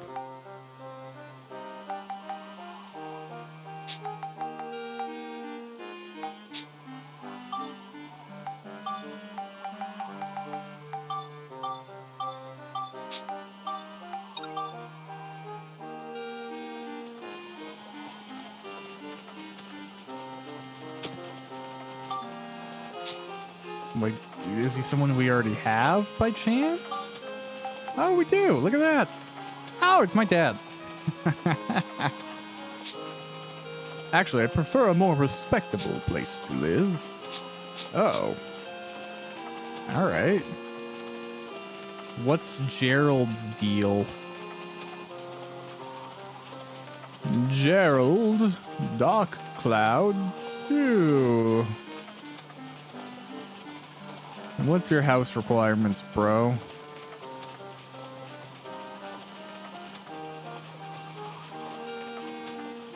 Brick house with iron fence and iron gate. Ugh.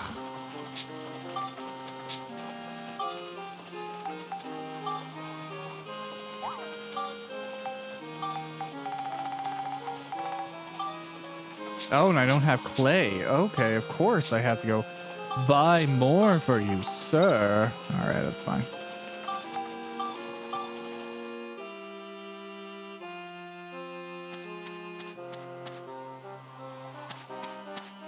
I like how Cedric still shows up here even though he has a house. I mean, it's convenient,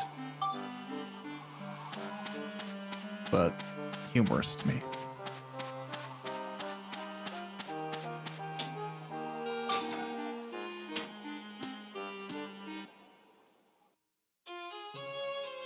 Okay. I need more clay, Collinda. I don't know why you're not giving me this for free. It saves all of us.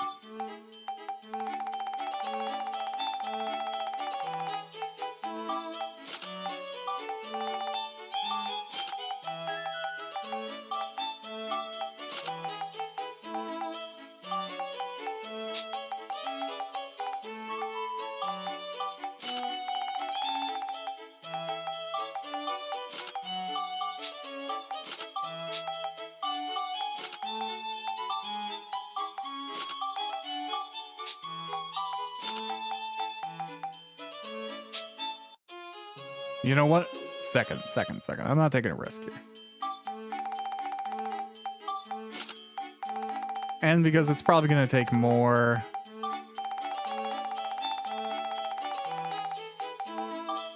Just as a safety.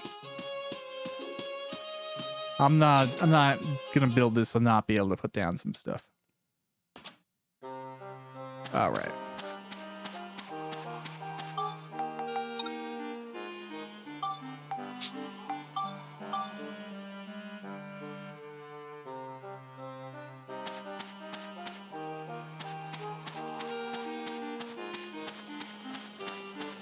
Okay, great. Brick house. Iron gate.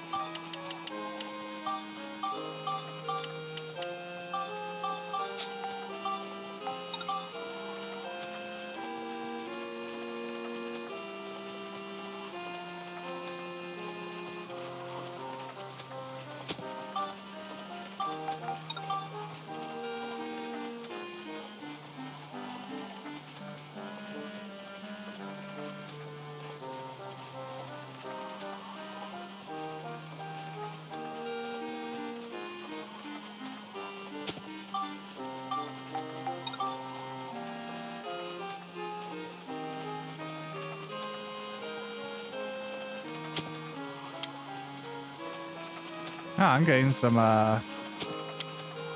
stick drift or something.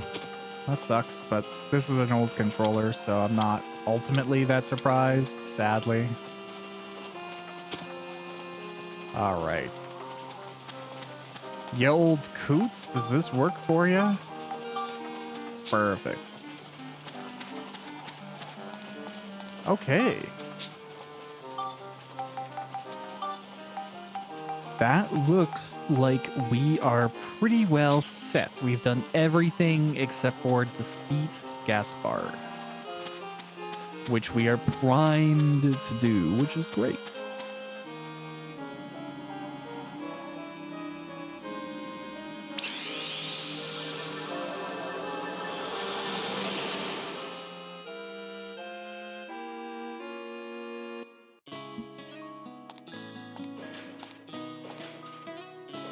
What's that?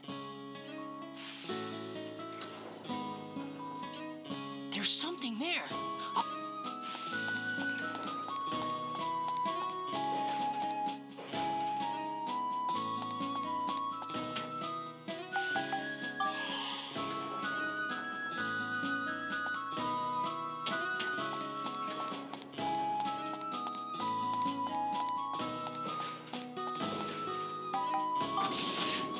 Okay.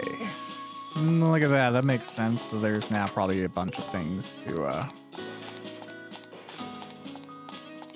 snag. I see at least one more over here. Oh man, Dark Cloud too. What a... Yeah, it's one of my least favorite choices from this game.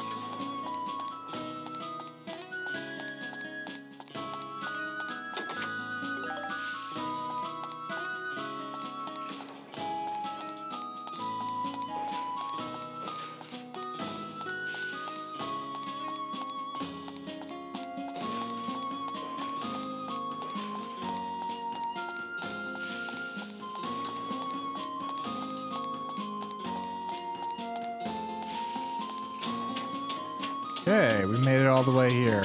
What is this place? What's been going on this whole time? I just can't seem to remember, you know? Alright, bro.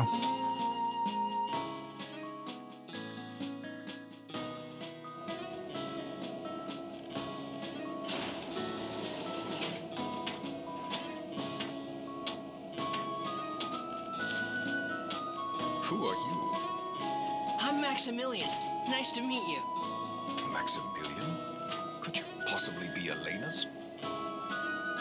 You know my mother? So you are then. You have your mother's eyes. That's nice to hear. I'm Galen Agaris. I've been leading the rebels against Griffin, but it looks like my own origin point has been erased somehow.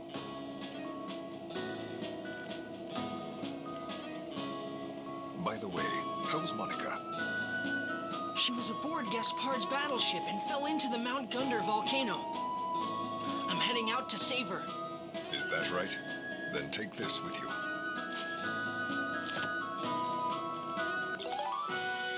Beautiful, the thing I needed.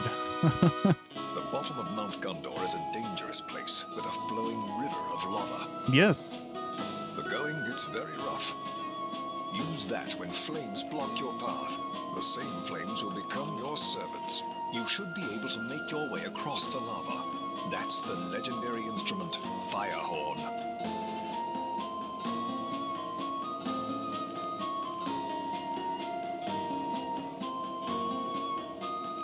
It's one of my land's greatest treasures. It will come in handy. Thanks. I'll do my best. Gaspard killed my friend Raybrand. Raybrand was a noble king and the mightiest of knights. But Gaspard defeated him. You mustn't underestimate him. King Raybrand. Monica's father. That's right. I'm gonna make Gaspard pay. Don't worry. I know you can do it. The Atlamelia chose you. Good luck. Alright, thanks, bro. You have anything in here that's worth looting?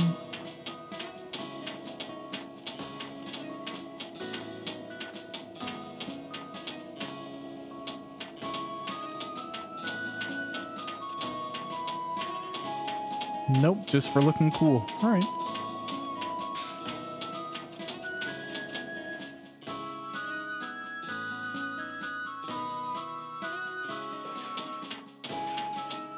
I'll go down this way just to see if I can catch sight of any other chests that maybe I'm missing.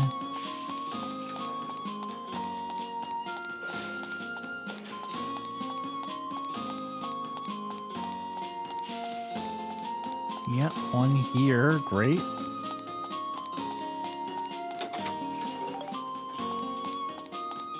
And it's a witch parfait, which is nice.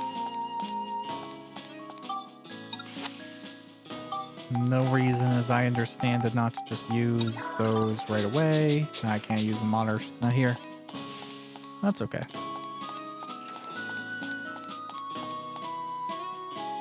I'm just gonna look at the second floor.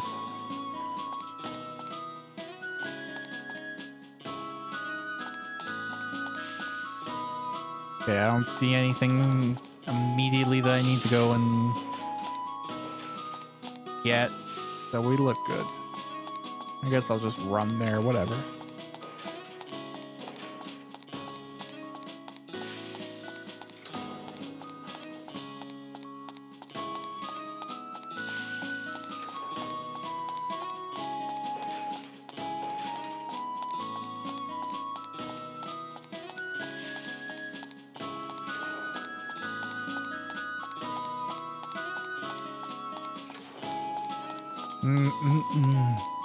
Man, it just feels so good. I'm like dying of hunger right now.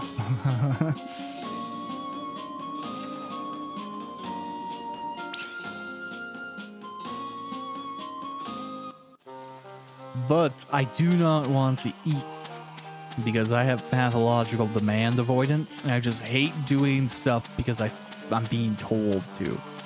And yes, that does extend to my own body needing to eat.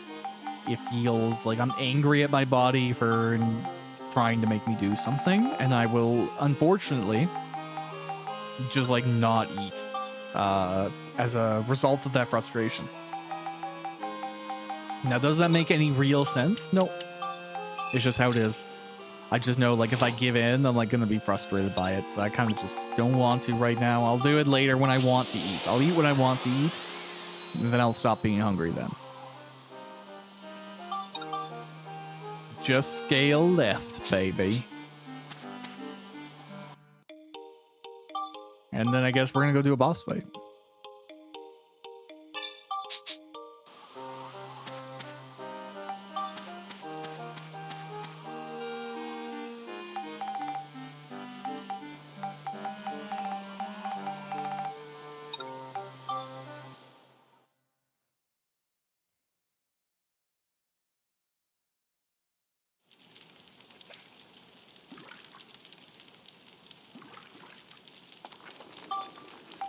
Okay.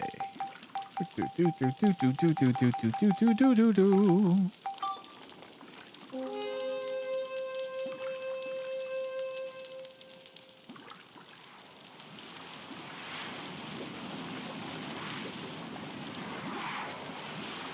Lava! It's parting!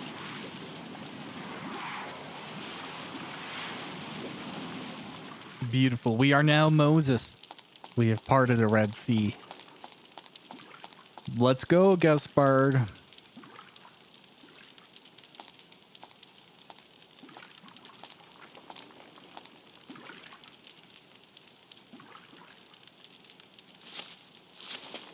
Right on schedule, I see. Monica! Worry about your own hide, boy. Your little journey's about to come to a screeching halt. You're still wet behind the ears. I'll show you what true power is. Gaspard. Okay, bro.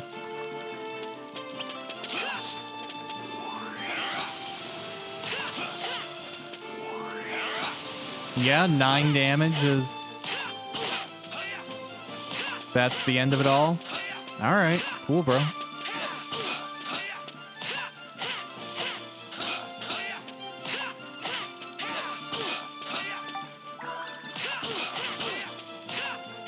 I almost think I could just face tank this almost.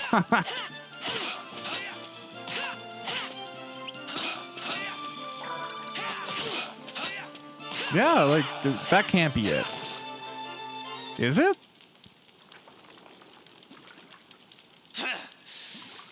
Once again. Yeah, bro, you kind of suck if that's it. Why do you refuse to give up, boy? I won't forgive what you've done. You say you won't forgive what I've done. But why? You're chasing after my mother. You'll hurt her if I don't stop you.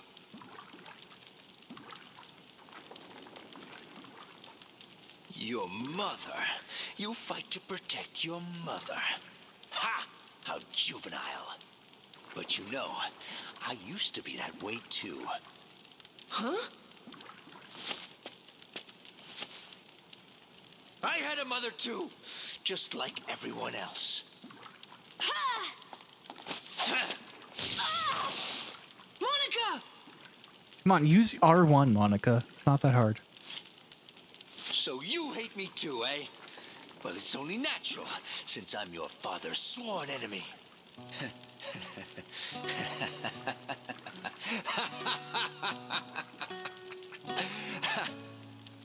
We're the same, you and I. Exactly the same. What are you talking about? We're nothing like you. I just wanted to protect my mother too. Just like you two. I was a loathsome child, born to a changeling father and a human mother. The humans called me Demon Child. Oh, okay.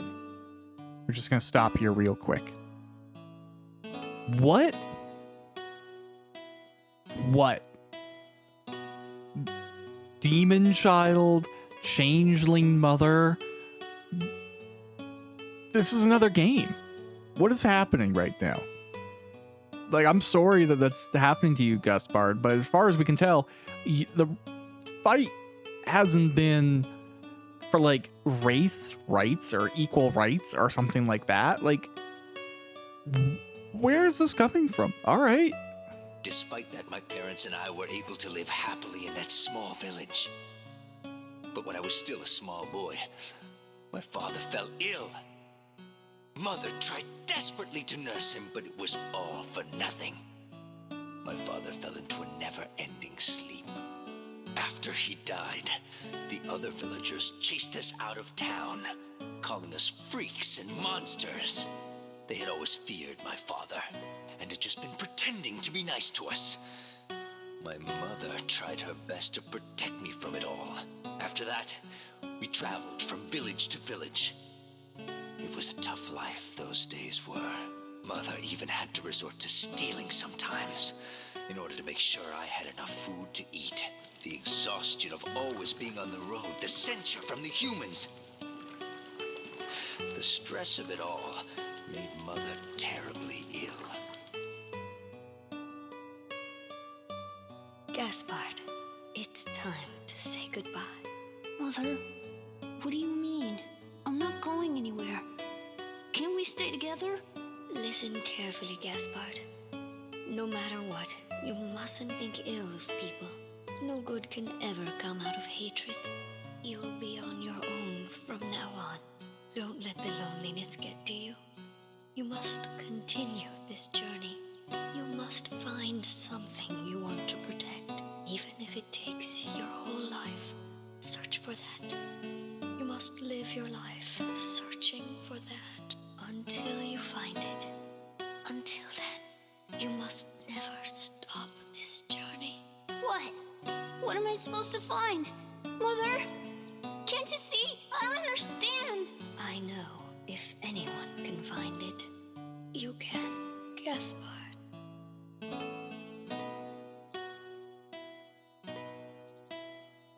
Mother? Mother, open your eyes! Mother! Mother!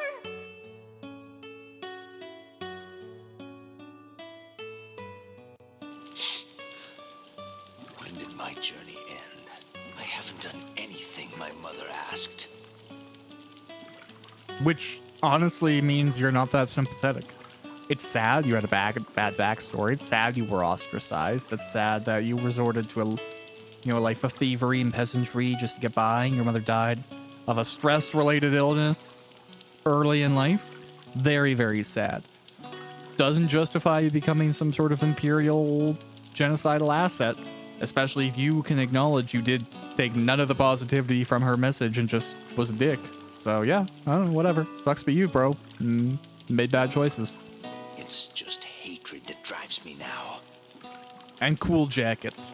But, that's part of the whole imperial genocidal thing. They always come with cool jackets. It's just part of the deal. I just didn't have anything worth protecting. Which is why a really cool jacket was enough. Gaspard. But you have something. Something to protect. Not a cool jacket, though. She doesn't have one of those. We tried to get her a dress and it just didn't cut her hips right. So, To protect even if it costs your life. You must continue your journey. You mustn't give up now. Could you show me where your journey will take you? I'd like to see it too. The end of my own. Farewell.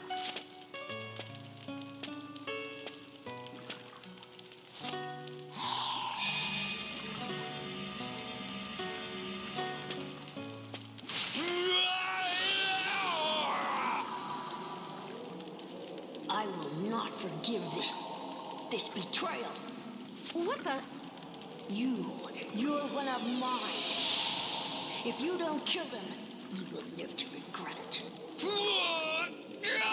That voice, could it be Griffin's? What's happening to him?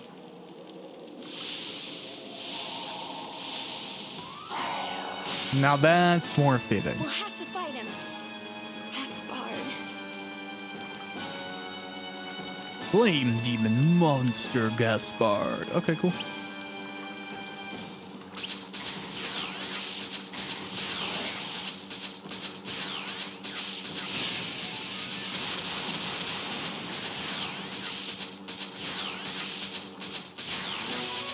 Looks like it's gonna be kind of a non-issue though, so cool.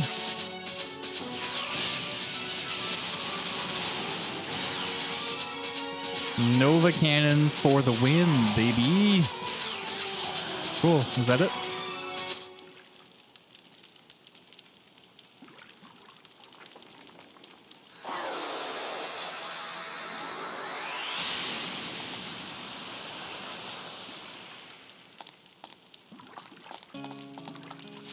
Gaspard. Oh no, we're sad about you now. How sad. Exactly. Ugh.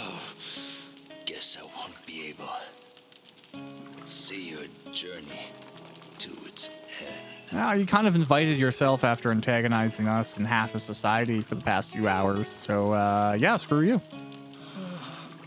When I see my mother again, I'll tell her that at the end, I finally met you too. She's gonna have no idea who she was. She died of an illness early in life.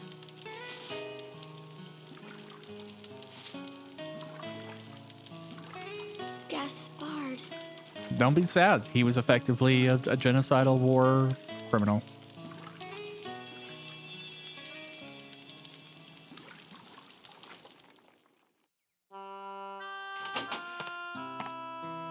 Hello, Mother. I'm home. Sorry, Mother. I couldn't find what you asked me to. But you know what? I met some weird guys. They were both real nice. You found it, Gaspard. You managed to find it. Welcome home, Gaspard. I mean... Alright. Damn that Griffin! Monica.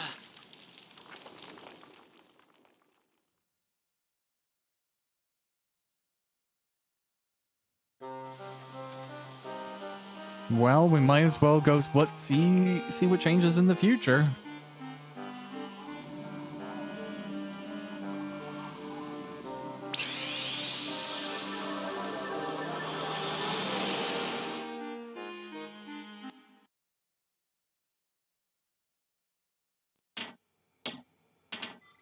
Well, finally Gandorada has been completely restored.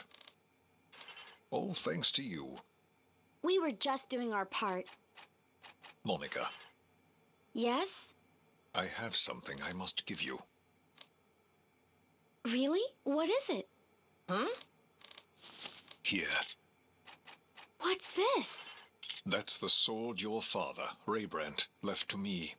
He asked me to give it to you if anything should happen.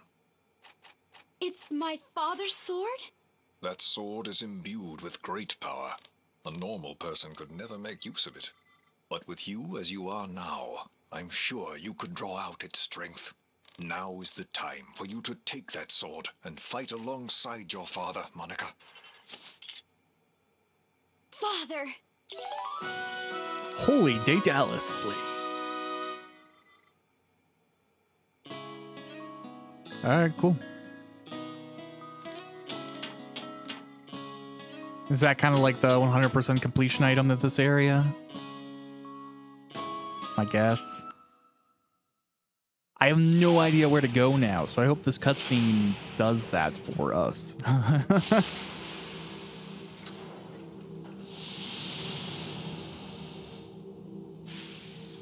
Oh, man! That's Pasnos. We built it for our struggle against Griffin. It's the secret ace up the Rebel Army's sleeve. Pasnos!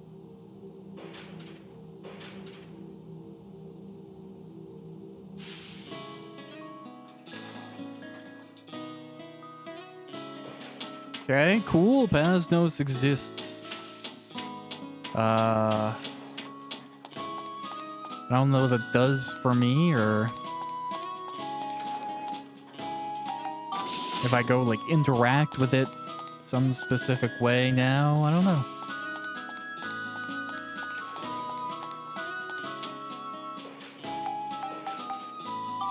Oh, I can go to Pasnos? Okay, that's probably what I should be doing then.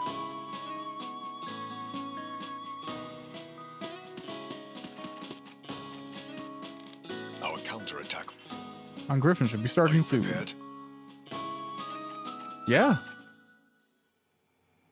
Let's do it. Right. All hands on deck. Preparing Pasnos launch.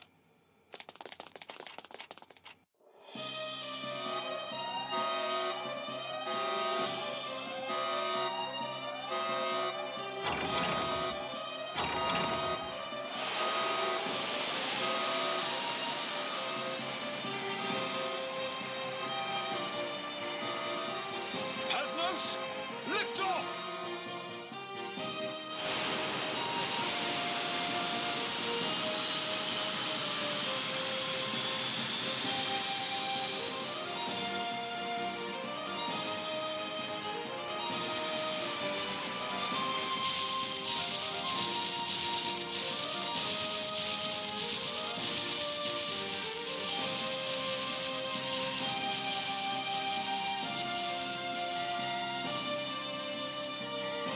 What are those things? Those are the golems in Griffin's control. They're huge. Yes, Griffin destroyed a mountain and created a whole army of golems. They're a magical force to be reckoned with. What should we do? Don't worry, we'll make them taste the power of Pasnos. Ready the weapons! Yes, sir.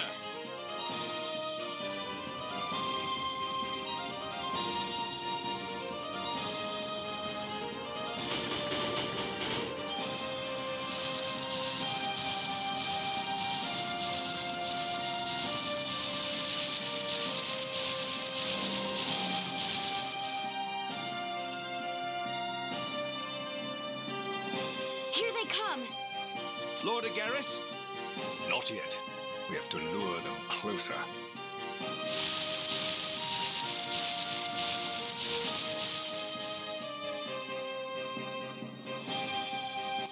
Now, fire!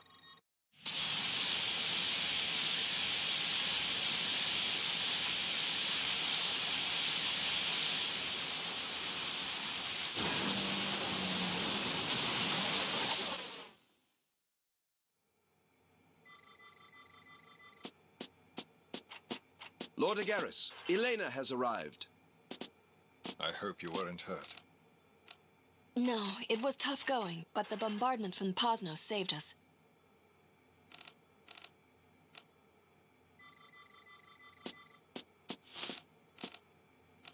Max. Mother. Oh, you've gotten so big. I'm so happy to see you again. Me too.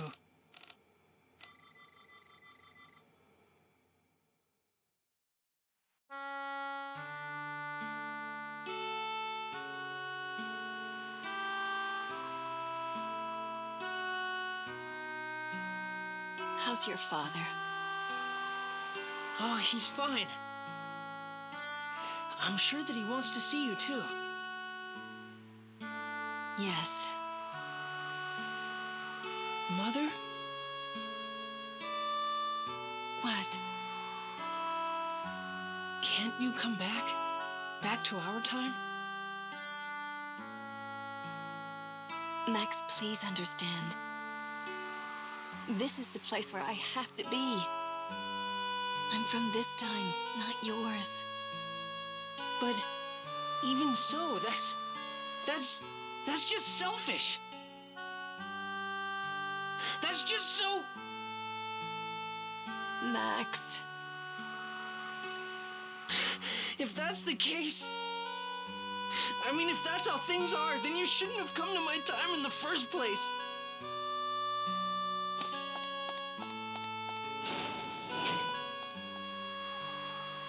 Max, I'm sorry.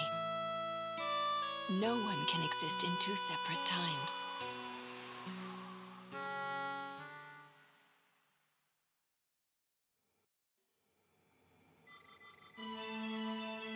So, you're both both going?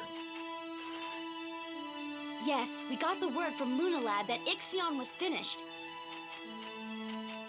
We're going to write it into the distant past. And then we're gonna find Griffin and do what needs to be done. I hope you will. Max, Monica, you don't want to talk with Elena? No, it's fine. I understand. Be careful out there. You're our only hope. Bring the light back to our world. We're counting on you. All right.